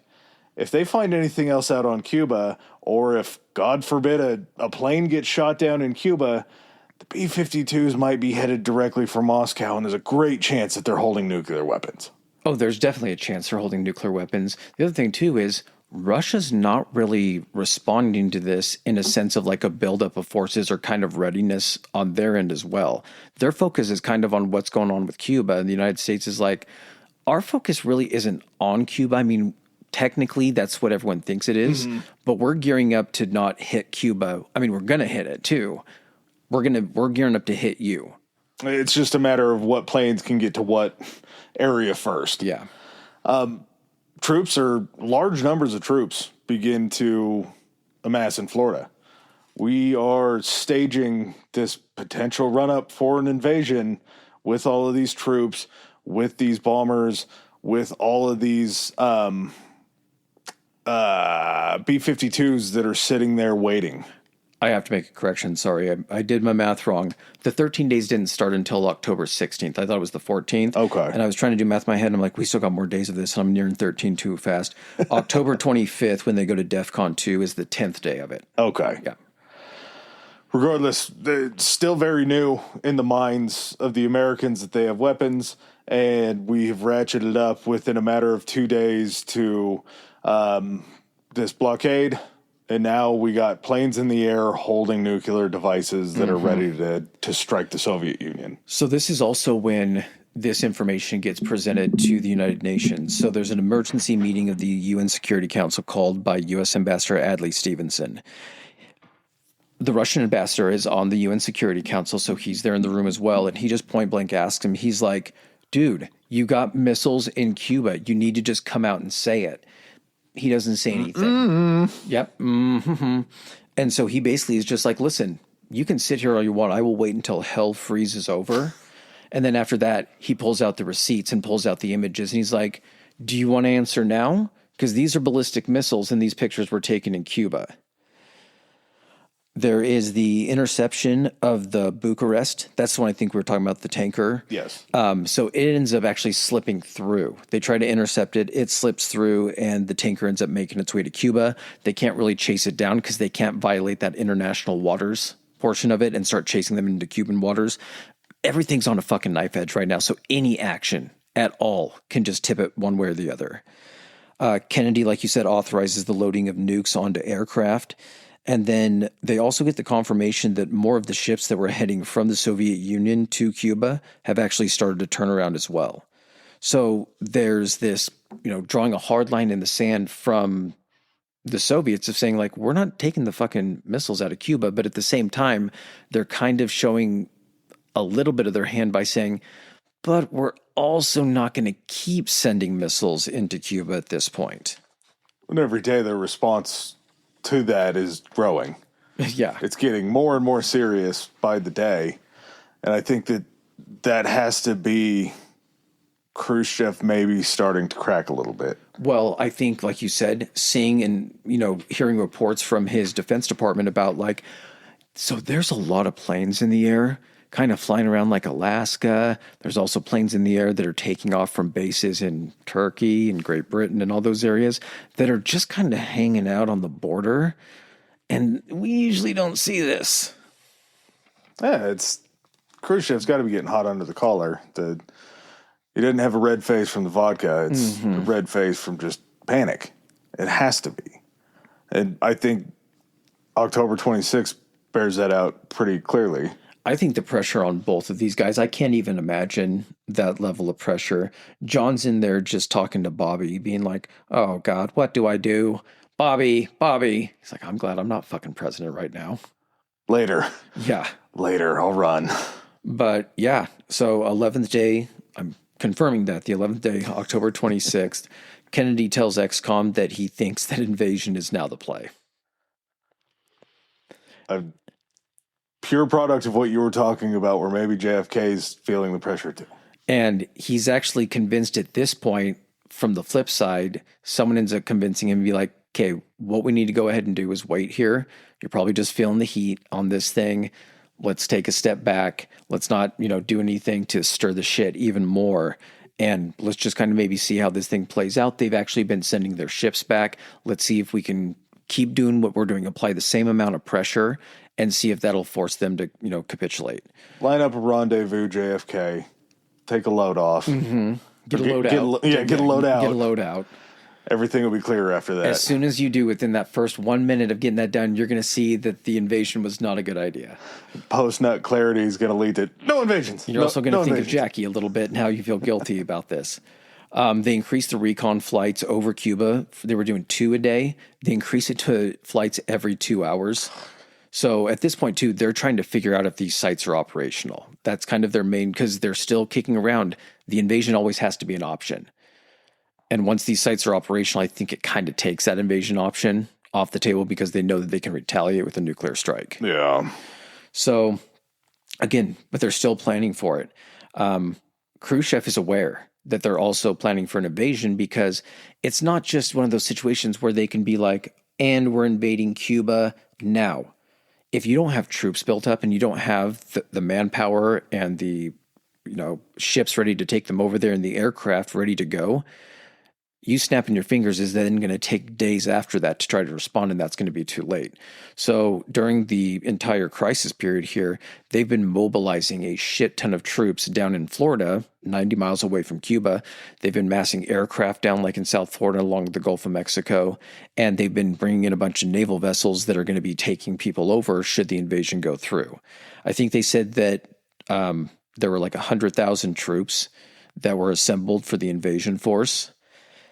And I mean, when you're at that point, also like as a troop or as a soldier getting sent down to Florida, this stuff is happening because Kennedy has given his speech. You know why you're down there. And if you don't know, if you're not high enough on the chain of command, you're not going to realize what everybody that knows this is going to come to grips with. 10 minutes. from launch of Cuba to hit Washington, D.C. is how long these missiles are going to take. So even the best laid plan, when you snap your fingers and that invasion force takes off, you got 10 minutes before that hits D.C. Well, and I mean, and even as your normal just infantry guy, you're keeping up to date. You can't ignore worldwide news that's going on. Kennedy has told you they have ballistic missiles in Cuba. He's made that announcement. So even if you are on the low rung of the totem pole and you're sitting in South Florida, all you're thinking about is like, we're fucking invading Cuba and they have ballistic missiles. You think there was a neck pain pandemic between Florida and Cuba of people just staring up at the sky all day, just waiting to see a plane go down over Cuba or a missile get launched over Florida? The lack of sleep, just the deprivation of being like, just waiting to hear something scream overhead. Mm-hmm. Hoping that it goes overhead. Hoping that it doesn't land anywhere near you. Mm-hmm. Khrushchev ends up actually sending a letter and basically lays out this whole thing to JFK and says, okay, what we've got here is we're each holding a separate end of a piece of rope. And there is a knot tied in the middle of this piece of rope. And this is essentially our relationship. Me and you are pulling on this knot right now. And if we keep pulling on this knot, it's going to get to the point where this thing's not going to be able to be undone.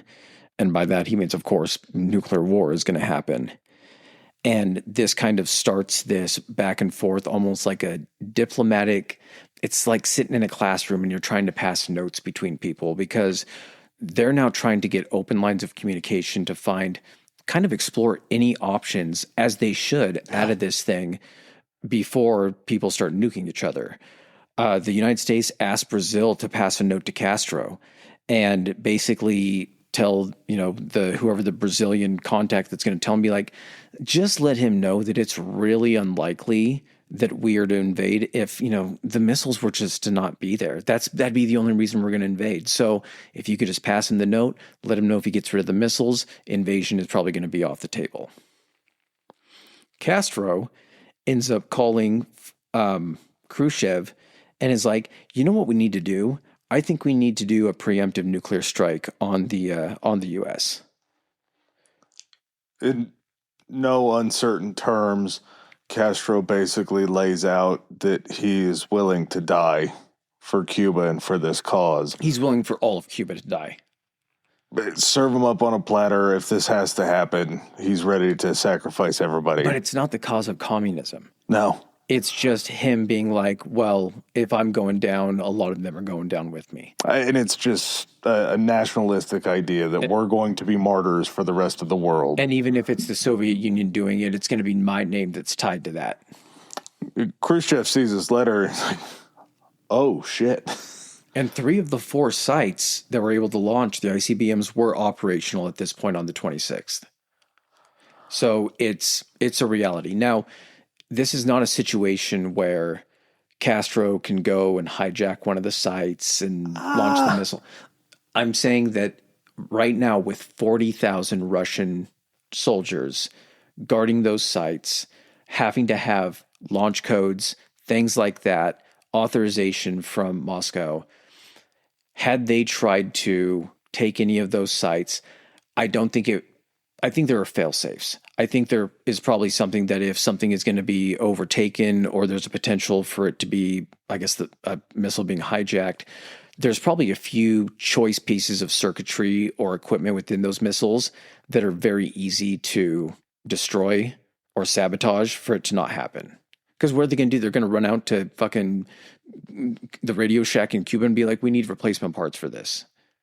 They don't have a missile development program. They don't know a lot about this stuff. Yeah, they have people that are smarter and learning from the Russians when they're bringing this stuff over. But unless they're getting this stuff from the Russians, they don't really have access to this stuff. Devil's advocate, you have a bunch of Russians that are not used to this weather, that are not happy to be where they are, that are just wanting this to end. And they are living on the island under the direction of Raul Castro and Fidel Castro, constantly telling them what's going on. I don't know if it would be very tough to convince them. And we'll talk about it with something that comes up soon as to who passed down the chain of command to fire an actual weapon.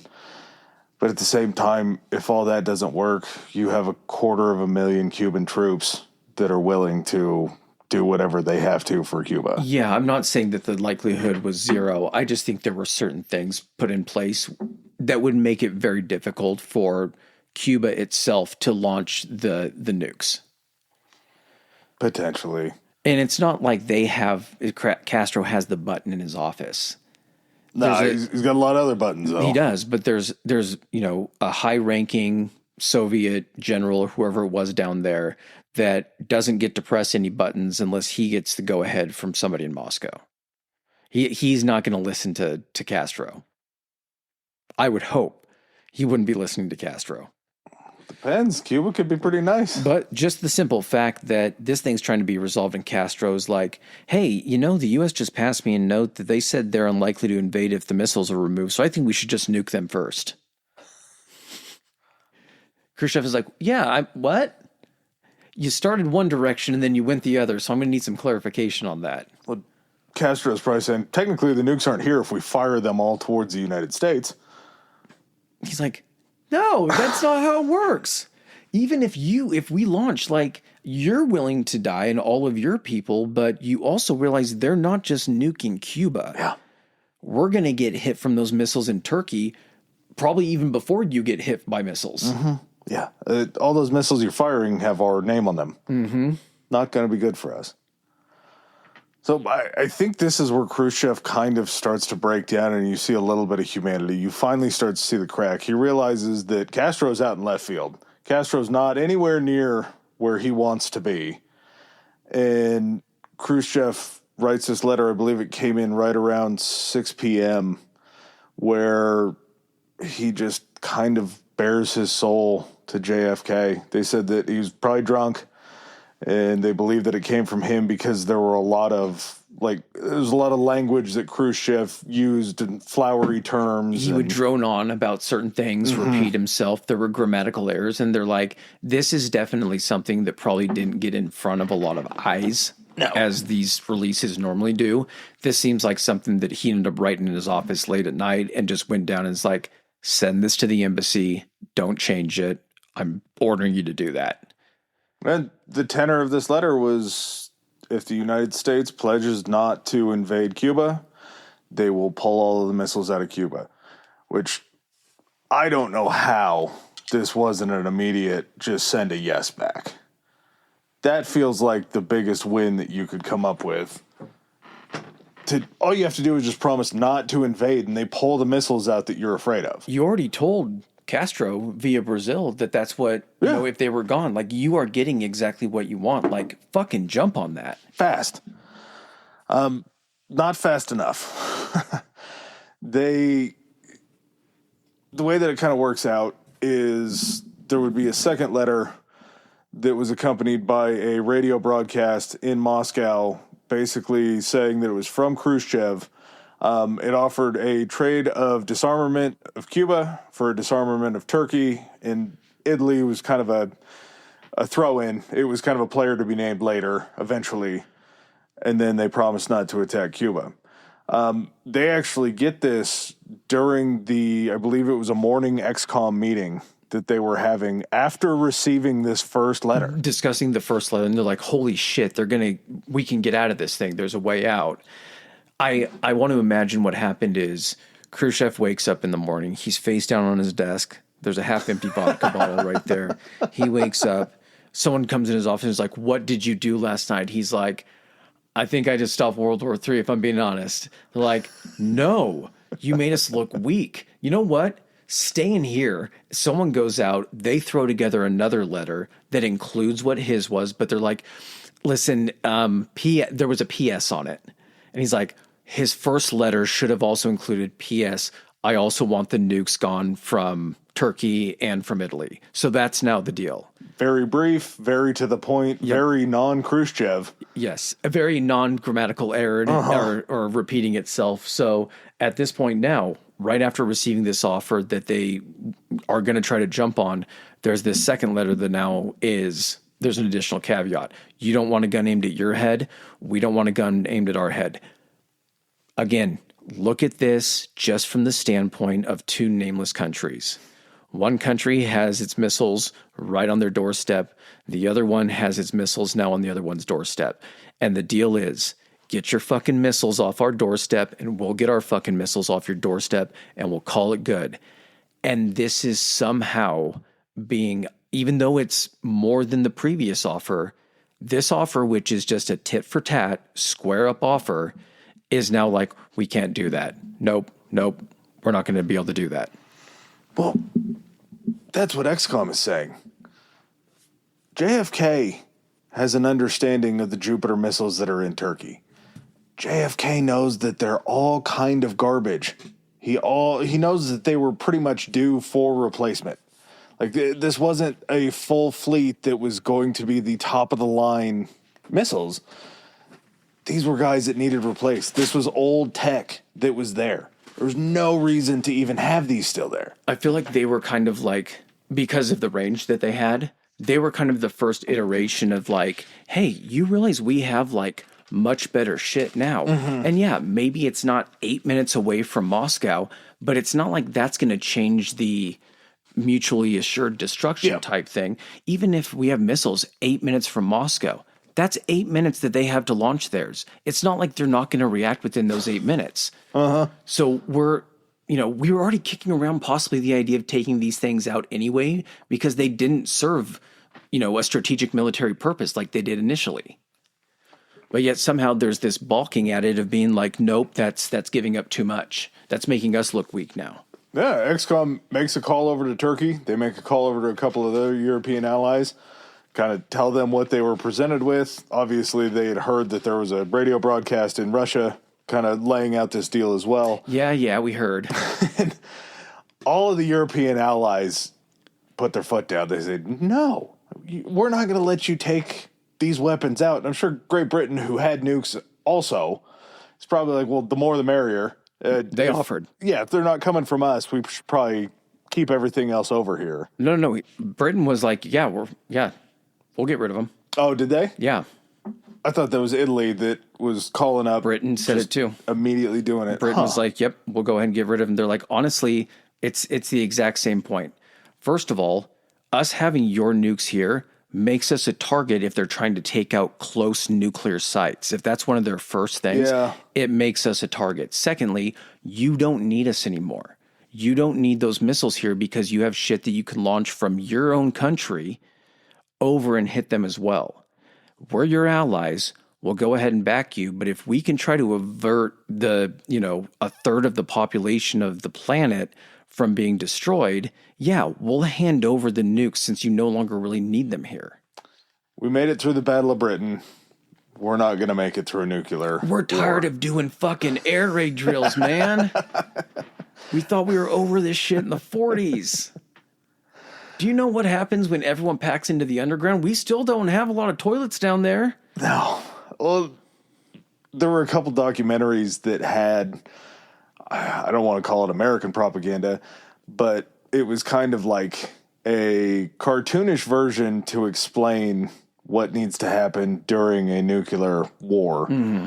And it was this black and white grainy film, and it's this turtle, and he's walking down the street, and their whole thing is they're playing this little tune and melody, and then this turtle sees any sort of something that scares it, goes into its shell, and you start hearing duck and cover, duck and cover. That's the theme of the training that we're giving people in the United States and children in schools to be able to protect themselves from a nuclear bomb. That's just like that's placebo, right? Yeah, absolutely. To appear that they're actually doing something and that somehow ducking and covering can protect you from a nuclear blast. There's no way. Climbing under your desk isn't going to avert anything. No, we've actually done studies. The nuclear blast is like from 4 feet up is where it gets hit really hard. As long as you're below like 4 feet and you're ducking down, you're totally good. Yeah, a fourth grade desk is going to protect you from the bomb. Mm-hmm. It has to happen. And that's not even to say the firestorm that accompanies it or the shockwave or anything like that. Yeah, it doesn't really matter. So I'm sure the people in Britain realized, yeah, it would make sense to give it up too. I see that. So, as if shit isn't already now tense on October 27th, again, the 12th day, a U-2 is shot down by a surface-to-air missile over Cuba. And it was an unauthorized action, as it didn't come, permission or anything like that. In fact, I believe Khrushchev had told them not to fire on any American aircraft. They were trying to work toward a resolution. They didn't want to go ahead and cause any type of disruption in or anything like that. But apparently, I don't know if it was Raul Castro or if it was just kind of a Russian, an officer or something like that. Khrushchev ends up blaming Raul. Yeah. Of course, because guy kind of had it coming. He did, for sure. This whole thing, this is called Black Saturday. Yeah. We've talked about a lot of black days between the Dust Bowl and the Depression and all this. Mm-hmm. There's a black every day of the week, it seems like, and this is Black Saturday. The pilot is killed because, of course, if you're flying that high and you get shot down, depressurization, and there's not really any place else to go. I don't even know if those things had parachutes in them. Rudolph Anderson had departed from McCoy Air Force Base in Florida. By 12 p.m., Anderson ends up being struck by a surface-to-air missile that was actually the second that was launched at him. First one missed. He was able to avoid the first one. I don't know how. It's the 60s, so obviously we're moved up from World War II. But these planes had some sort of tracking system on them that would let them know via a blinking red light if they had something that was locked onto them that was going to hit them. Like there was a radar ping coming off of them. Yeah. It had to be something like that. I would imagine that, especially because not a lot of countries, this was like to get up to a 70,000 feet, and launch a missile to actually hit something. I'm guessing very few countries had that capability. Yeah. And I'm also guessing that shooting at something that high, if you could dodge it a couple times and force that thing to use fuel to try to then turn around or anything like that, it probably runs out of fuel a little bit faster, but you dodge the first one and then another one gets launched. Maybe you don't have countermeasures or something like that you used on the first one. But these spy planes weren't built to dodge. No, they were meant to fly high and they weren't meant to fly super fast. It's because they're trying to take usable images and everything. Kennedy had actually made a promise previously that if any action was taken against any of shooting down any of the aircraft or anything like that, he was going to immediately retaliate. That would be grounds for him to just go whole hog in on Cuba. Unfortunately, he had the recording of him saying that. Fortunately, he holds off and he's like, fuck. He's like, we are so close to getting out of this thing. Ultimate dilemma, man. Like you're sitting there and you're like, what is the life of one person worth? But then you're comparing it to the needs of the many. It can't be that hard of a decision, but it still has to be something that people are going to look at you and be like, well, they shot him down and everything. You're like, yeah, but there's also millions of people here that will get shot down if I retaliate in any way. Khrushchev comes and communicates with him almost immediately. He's like, hey, man, not us. I did not, no one in Russia authorized that. We're going to find out who it was. That was a rogue operation. I can assure you that nothing like that is going to happen again. I'll give you a hint on who did it. He's got a beard and he doesn't speak Russian. He's also the brother of the guy that you tried to kill with the seashells. Well, not to say that losing Rudolph Anderson, it obviously wasn't a good thing. But there is another side to it because Anderson's mission that day was to fly over the area of Guantanamo Bay, which was under the control of the U.S. How? How do we still have that? I have no idea. During this period. But the issue was Anderson was about to photograph that area, and they had built quite a few missile sites around Guantanamo Bay, and all of their missiles were pointed at the U.S. installation that was down there. Put yourself in a nameless situation. You're that island nation, and the person you're fighting against has a base there. Yeah, you're going to keep them hemmed in. If Anderson gets those pictures back to the United States, is that the provocation? No. You don't think so? They had to assume that to me seems like they would be like, hey, they have missiles pointed at Guantanamo Bay, and to be like, Yeah, no shit. Like we would if the Cubans had a base in Miami, you think that we're not going to have every missile that we have pointed at that to make sure they're not doing anything there? I feel like that was where the panic of the Cubans came out of, though. Yeah. To fire on this B-50 or to fire on this U-2 after all of these other flights that they had gone up and tried to catch. And JFK, to his credit, again, cooler heads prevail. He made the promise that he was going to attack immediately. He backs off that. He says, but if anything else happens, we're in, whole hog.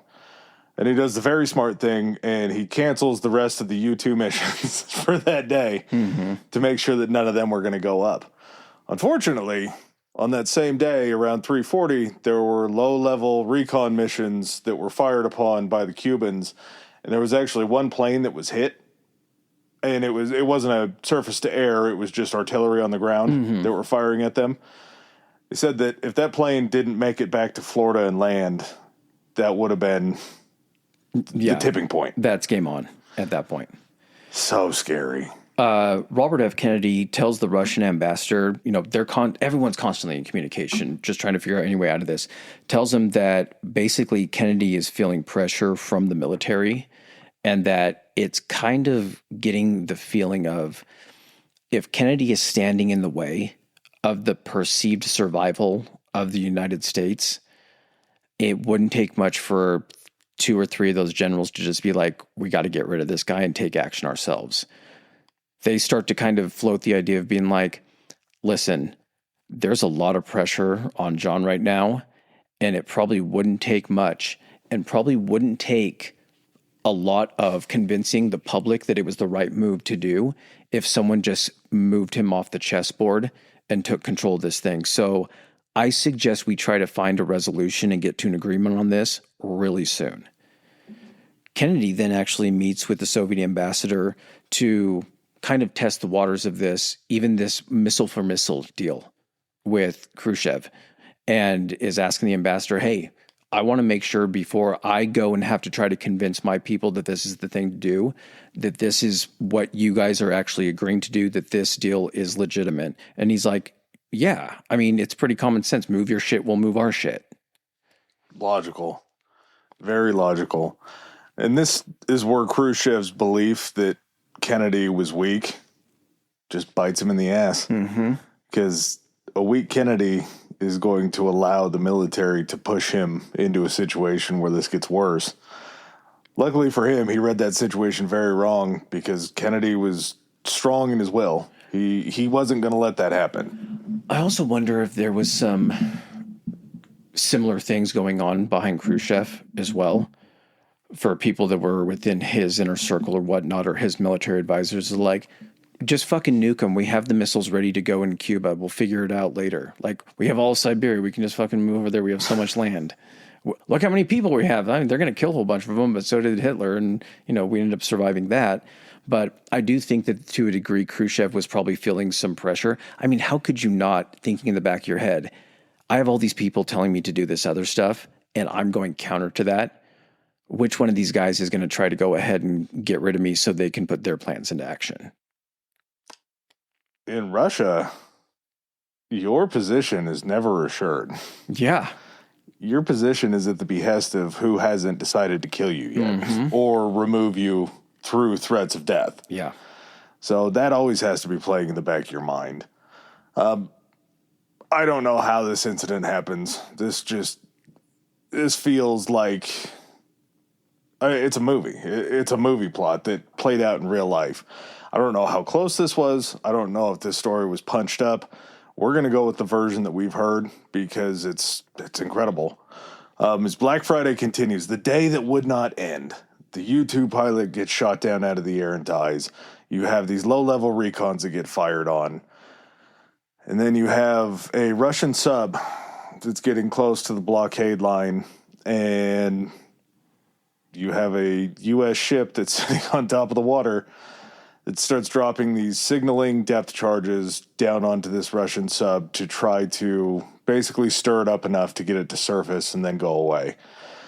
These signaling depth charges weren't legitimate depth charges. They were basically like training depth charges. They said they were about like a hand grenade. Being dropped into the water. It was basically there to actually just alert the submarine and being like, hey, we know you're down there. We can drop something that will actually do a lot more damage than this. But being on a hair fucking trigger, the Soviet sub commander is like, oh shit, the only reason they'd be dropping depth charges on us is if we were in a current state of war. This Russian sub is all sorts of messed up because, again, it's a Russian sub in Caribbean waters. So these things didn't have a cooling system in them to be able to deal with warm water. Why would you ever need that in Russia? If you're in Russian waters, it's always going to be cold. Yeah. He said that these things were running in between 120 and 140 degrees on the inside. The guys were just working in their underwear. They were cooked, yeah. Not to mention, they were underwater for so long and so far that they were out of radio contact. Mm-hmm. So the only information that you're getting that this war could have started that you're on the precipice of is potentially depth charges being dropped down on you from a U.S. ship. You're also staying under, and you have to be able to recycle and get that carbon dioxide out of there. There was times when they were at risk of carbon dioxide poisoning, which, how well are you thinking? If you're under any type of influence of carbon dioxide, even if it's changing your decision-making just a little bit. And so this sub feels like it's getting depth charged. We talked about it earlier in the episode, how they just pretty much put a nuke on anything they could. This sub is equipped with nuclear-tipped torpedoes that they would then use against another ship. You think about World War II and like a ship getting hit by like a submarine, like a torpedo, huge explosion rips a hole in the hull. You get hit and it's just poof, just vaporized. Yeah. And do they know what that does to the submarine if it's in range to fire a torpedo and hit something? I wondered that throughout the episode or throughout the research. A nuke hitting water, does that deaden it or does that cause a worse situation? I don't know. They did a lot of testing of like nuclear bombs and everything like that out like Bikini Atoll, where they were like lining up all the old World War II ships to see what the destruction would be if they detonated it. I want to say that they did detonate it underwater to see what the impact would be.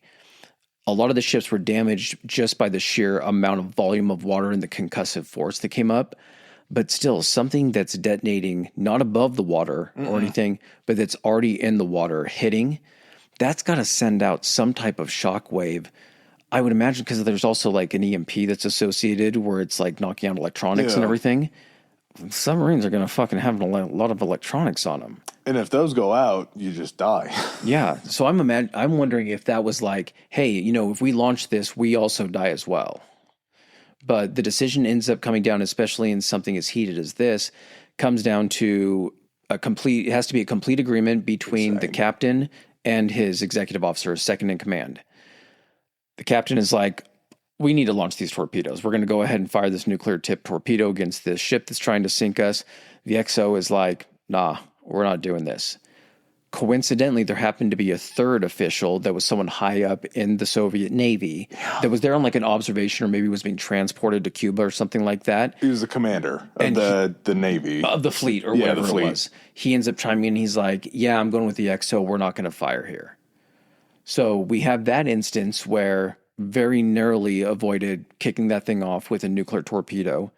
There's another instance where the U.S. had launched fighter jets that were equipped, like I said, with those air-to-air.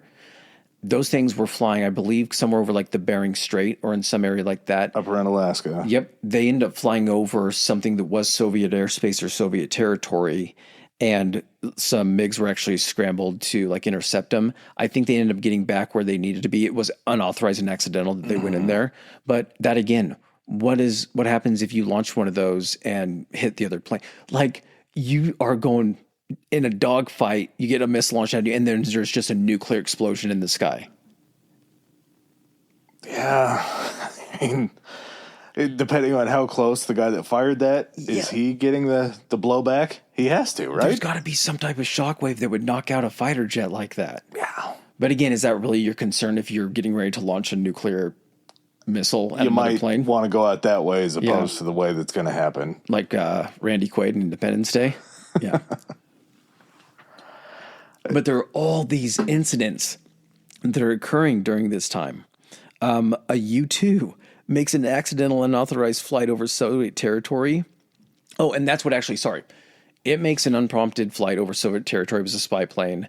They launch MiGs to intercept. The United States launches the fighter jets with the nuclear air-to-air missiles to try to stop them from intercepting. I don't think anyone gets shot down at that point. But again, the same day, there's all of these things just trying to tip this thing over into nuclear war. At that point, how do you not just think that there's other powers at work that want this to happen? I think Kennedy saw that and he was like, we're at a point right now where we're in too precarious. It's too easy for us to get pushed over into nuclear war at this point. If we wait any longer, we've been lucky up to this point. We cannot wait any longer for this. And he secretly agrees to the missile for missile deal, but there's a caveat to it. He lets Khrushchev know, he's like, listen, we'll go ahead and take the missiles out of Turkey. We'll take the missiles out of Italy. You get the missiles out of Cuba. You cannot tell or release to the public or anybody that we're getting the missiles out of Turkey and out of Italy. What this is going to appear from the public's perspective is that you're simply taking the missiles from Cuba and you're returning back to the Soviet Union. I mean, what is Khrushchev thinking?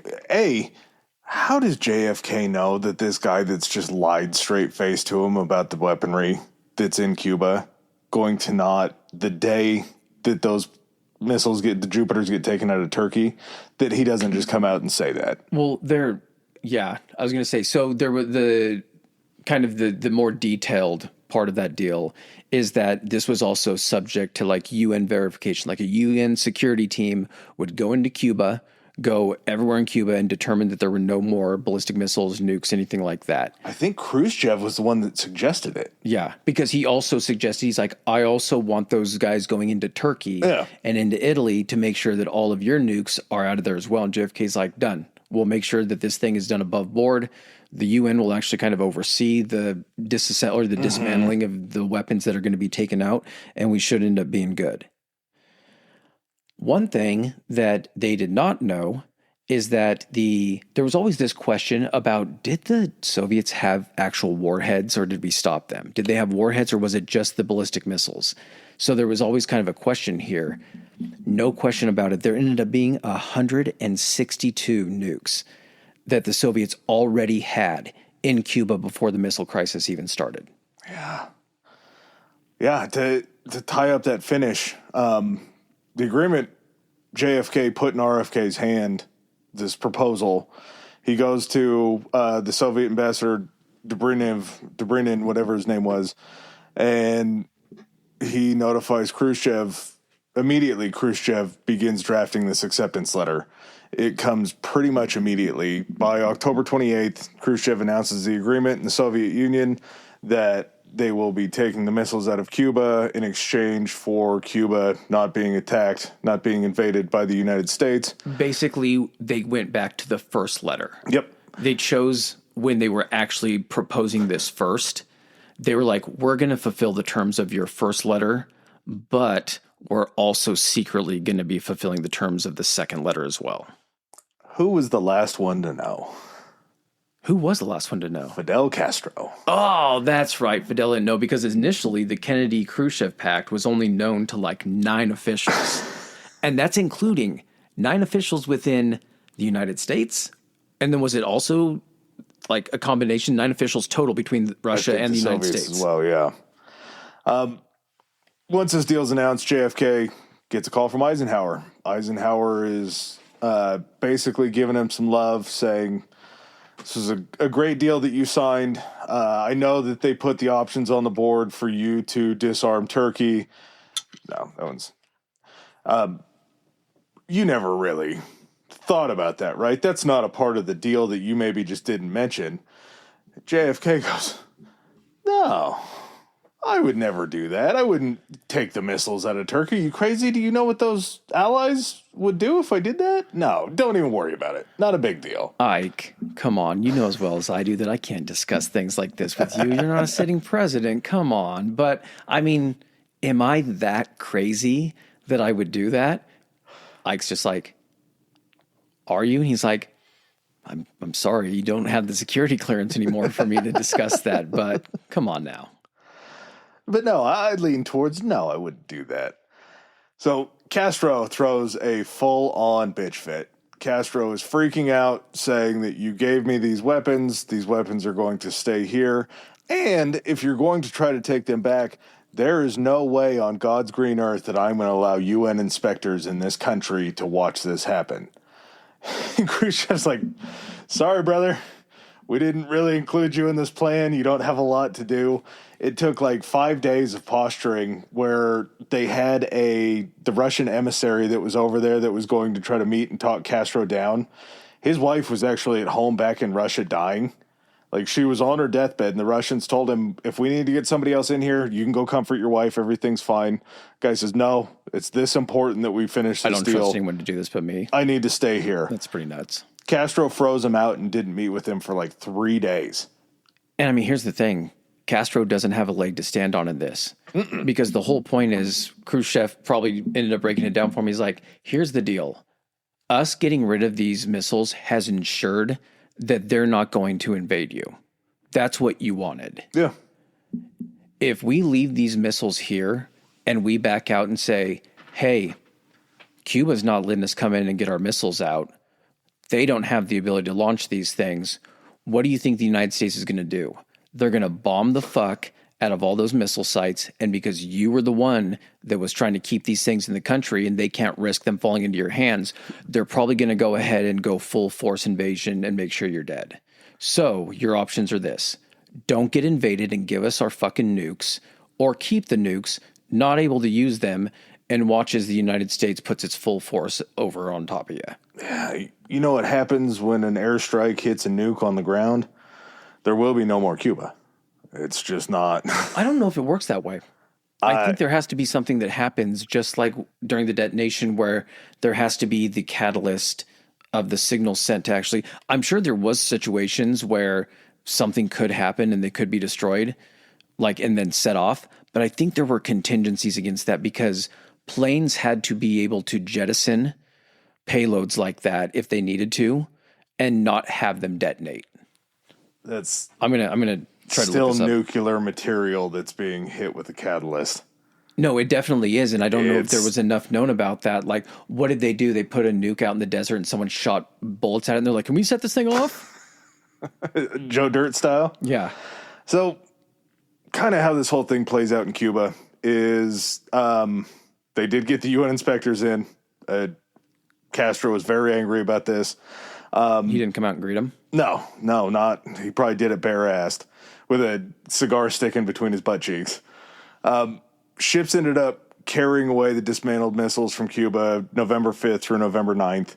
Castro calls up Khrushchev and is cursing him out, saying he has no balls, saying that he's a pussy for backing down away. And these are his words.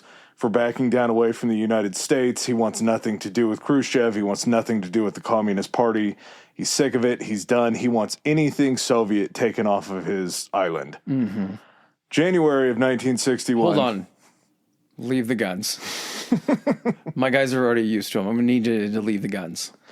We shipped you guys over 3 million guns, and you sent us back 1 million guns. Why is that? I don't know. Stuff gets lost here all the time. So January 1961 rolls around. Oh, hold on a second. So you talked about them disassembling. Yeah, this is just the Cuban-Soviet relationship. Khrushchev writes I'm sorry letter to Fidel. I gave you a couple months. A Dear Castro letter. I know. Yeah, exactly. Mm-hmm. A Dear Fidel. I'm sorry. I'll tell you what, you come over here. We will show you the best that the Communist Party has to offer. Fly over here. You're over here for 6 weeks. I'm going to take you cross-country skiing. I'm sure Castro had never seen snow in his entire life, probably. He's probably like, oh, now I get the hats that you assholes wore. He did tour the United States quite a bit. Yeah, a little bit but during that. I don't know if it was winter time. Yeah. Either way, Russian winter is something completely different. And they probably have snow year round. But we'll take you. We will tour you around all these weapons factories like a communist tour is going to show. You like whores, Fidel? Of course you do. Well, Only the finest of all Russian whores for you. and the whole entire time, all of these advisors are walking through with Khrushchev and Fidel, and every time Fidel points to something and asks what it is and says that he likes it, they make a note of it. And so on his trip back to Cuba, he just comes back with this cache of just random array of Russian shit. Vehicles and all that kind of stuff, yeah. Weapons, just single one-off rifles and that kind of stuff. They basically pissed off a girlfriend. Yeah. And then they're like, I'll fucking take you shopping. That's what it was.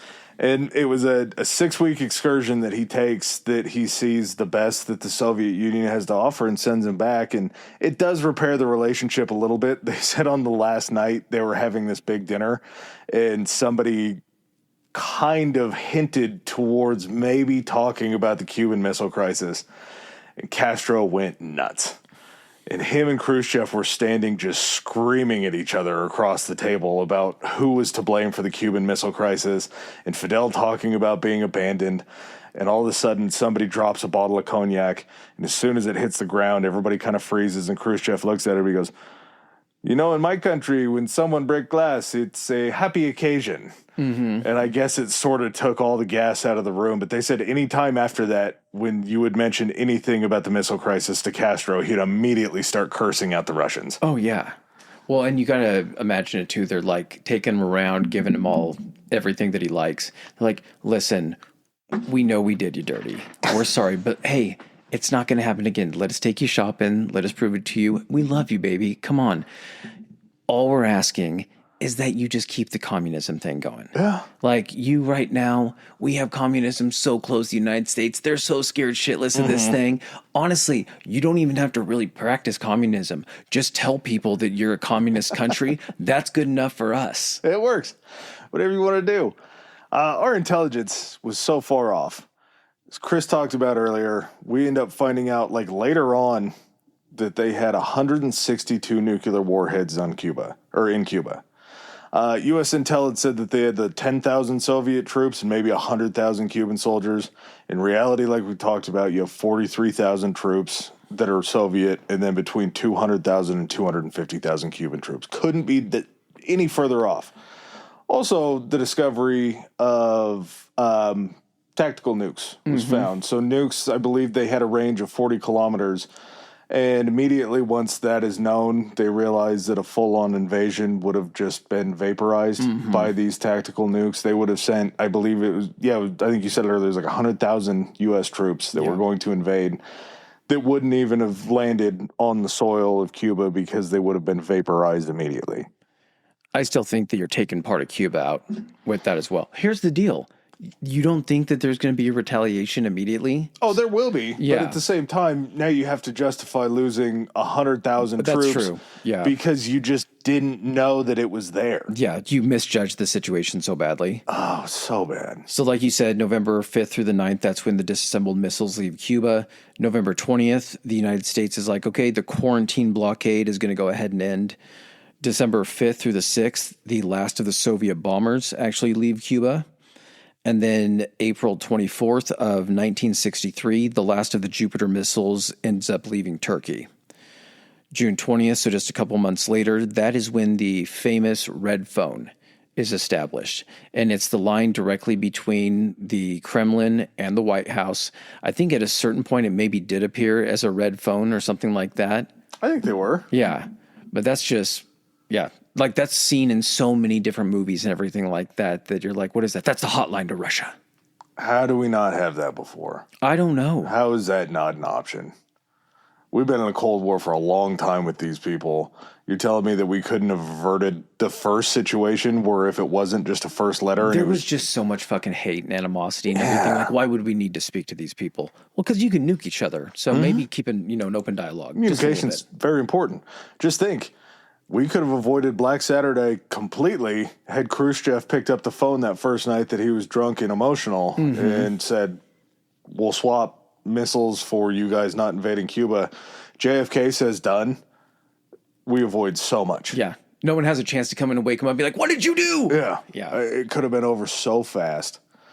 And kind of the interesting thing is these two become so intertwined, but their runway kind of hits with the Cuban Missile Crisis. November 22nd, 1963. So a year later, pretty much, we have Kennedy being assassinated. Gold's in the episode. Yep.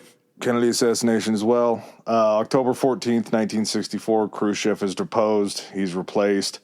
He's replaced on the terms that he brought the world to the brink of nuclear war. In actuality, he made Russia look weak, according to pretty much everyone that didn't know about this Kennedy-Khrushchev pact. No one could know about it, and he had to basically serve out, like you said, he lasted another, was it 2 years, 3 years? It's 64, so 3, yeah. So he has to go through this entire 3-year period before he gets deposed of just having to sit there and take it, of being like, you backed down, you flinched, you made, America made us look like fools because of you, and we look insanely weak on the world stage. And the entire time, all he's thinking in his head is he's like, you motherfuckers. Like, he still can't talk about the Jupiter missiles. I know. That's what I'm saying. He's just in his head being like, I saved so fucking many people. I got those nukes out of fucking Turkey. I got them out of Italy, and I can't say shit about it. So now I have to just take it in the teeth and end up losing my popularity, losing my position, my prestige. And I go down essentially as a failure of a Russian president because they say I blinked. I didn't blink. We came to an agreement and we both got what we wanted. But I can't fucking tell that to anybody. Yeah, somehow that message doesn't. He holds that. He takes that one. And I'm not sticking up for fucking Khrushchev because me and you talked about this pre-episode. Sometimes you have to look essentially through a slit at a certain point in history, and you can view someone as a sympathetic figure and identify with that person. Khrushchev before this, as one of those Stalin coaching tree guys, fucking horrible person. Yeah. But in the time that this occurred, going back to Winston Churchill, this was their finest hour. If you have to look at Kennedy's finest hour and you have to look at Khrushchev's finest hour, it was coming to that agreement, being level-headed despite all of the pressure to do the wrong thing, and being able to say, you're going to get yours, I'm going to get mine. Unfortunately, no one knows that you're going to get yours, but you're still going to be this, essentially kind of like this silent hero that averted nuclear war. Yeah, and you take it with you. You take it on the chin. Khrushchev and JFK are so intertwined in history, and enough so that Khrushchev had the feelings of when Kennedy was assassinated and he was told about it, he cried. He was the only other person alive at that point that could say, I was nose to nose, the two largest nuclear arsenals in the world, and we were that close, and him and I figured out a way to avert this. And now I can't even talk to him. The only person that could, if you had something that was, I don't even know how to describe the scale of this, averting the destruction. And they were just saying a third of the pop. That's not to say like what would happen with the fallout. That was just in the initial attack that a third of humanity would be killed. But you're sitting there, you have this weight of what you did, and the only person that would understand you can't pick up that red phone and call anymore and just be like, hey man, remember that time we stopped the whole world from killing each other? He's like, that was fucking crazy, right? Yeah. He's like, I'd love to talk to you right now, Khrushchev, but I got a rendezvous. I'm a little bit late for with Marilyn. We can chat later. Yeah, it's odd bedfellows, strange bedfellows. Yeah, definitely. We talked about it during the World War II episodes with that weird relationship between Mussolini and Hitler, and about how really nobody else was in their orbit. And even though they both kind of didn't like each other, they had to. That weird moment on the train, or like when he's pulling out, and it's that scene where Hitler's running next to the train until it leaves the station, and he's just waving to Mussolini. Yeah. But yeah, so hopefully throughout the course of this episode, you learned a little bit of something, but you also kind of now understand the gravity of how close none of us are to being here. We were one no vote away from a submarine firing a nuke-tipped torpedo at a U.S. ship. We were one no vote. We were one more plane getting shot down. We were 1,000 or 112,000 votes away from having Nixon in this position. Again, go back and put Nixon in all of these positions. As soon as they said invade Cuba during that trying to discuss options thing, he'd been like, option 7, we nuke the fuckers. We go in and steal their rum. Yeah. And then we nuke them. Exactly. Have you been drinking, Rich? Who cares? Yeah, exactly. But yeah, crazy, crazy shit. Yeah, the Cold War is filled with this stuff. And it's so funny, the fact that just leading up to this and talking about it, we don't hit these things in chronological order. We bounce around a lot. But there's so much built up in the Cold War, and there's still so much more to go. We still have Afghanistan. We still have Vietnam, which is going to be probably the tallest mountain that we climb. Yeah. It's just, there's so much more. It's Vietnam month. Yeah, exactly. Hope you're all ready to be depressed. But yeah, look forward to that, everyone. No idea when it's coming out. Nope. All right, man. You got anything else? No, I think we covered her. All right, everyone. Thanks for joining us again this week. We'll catch you on the next one. Peace.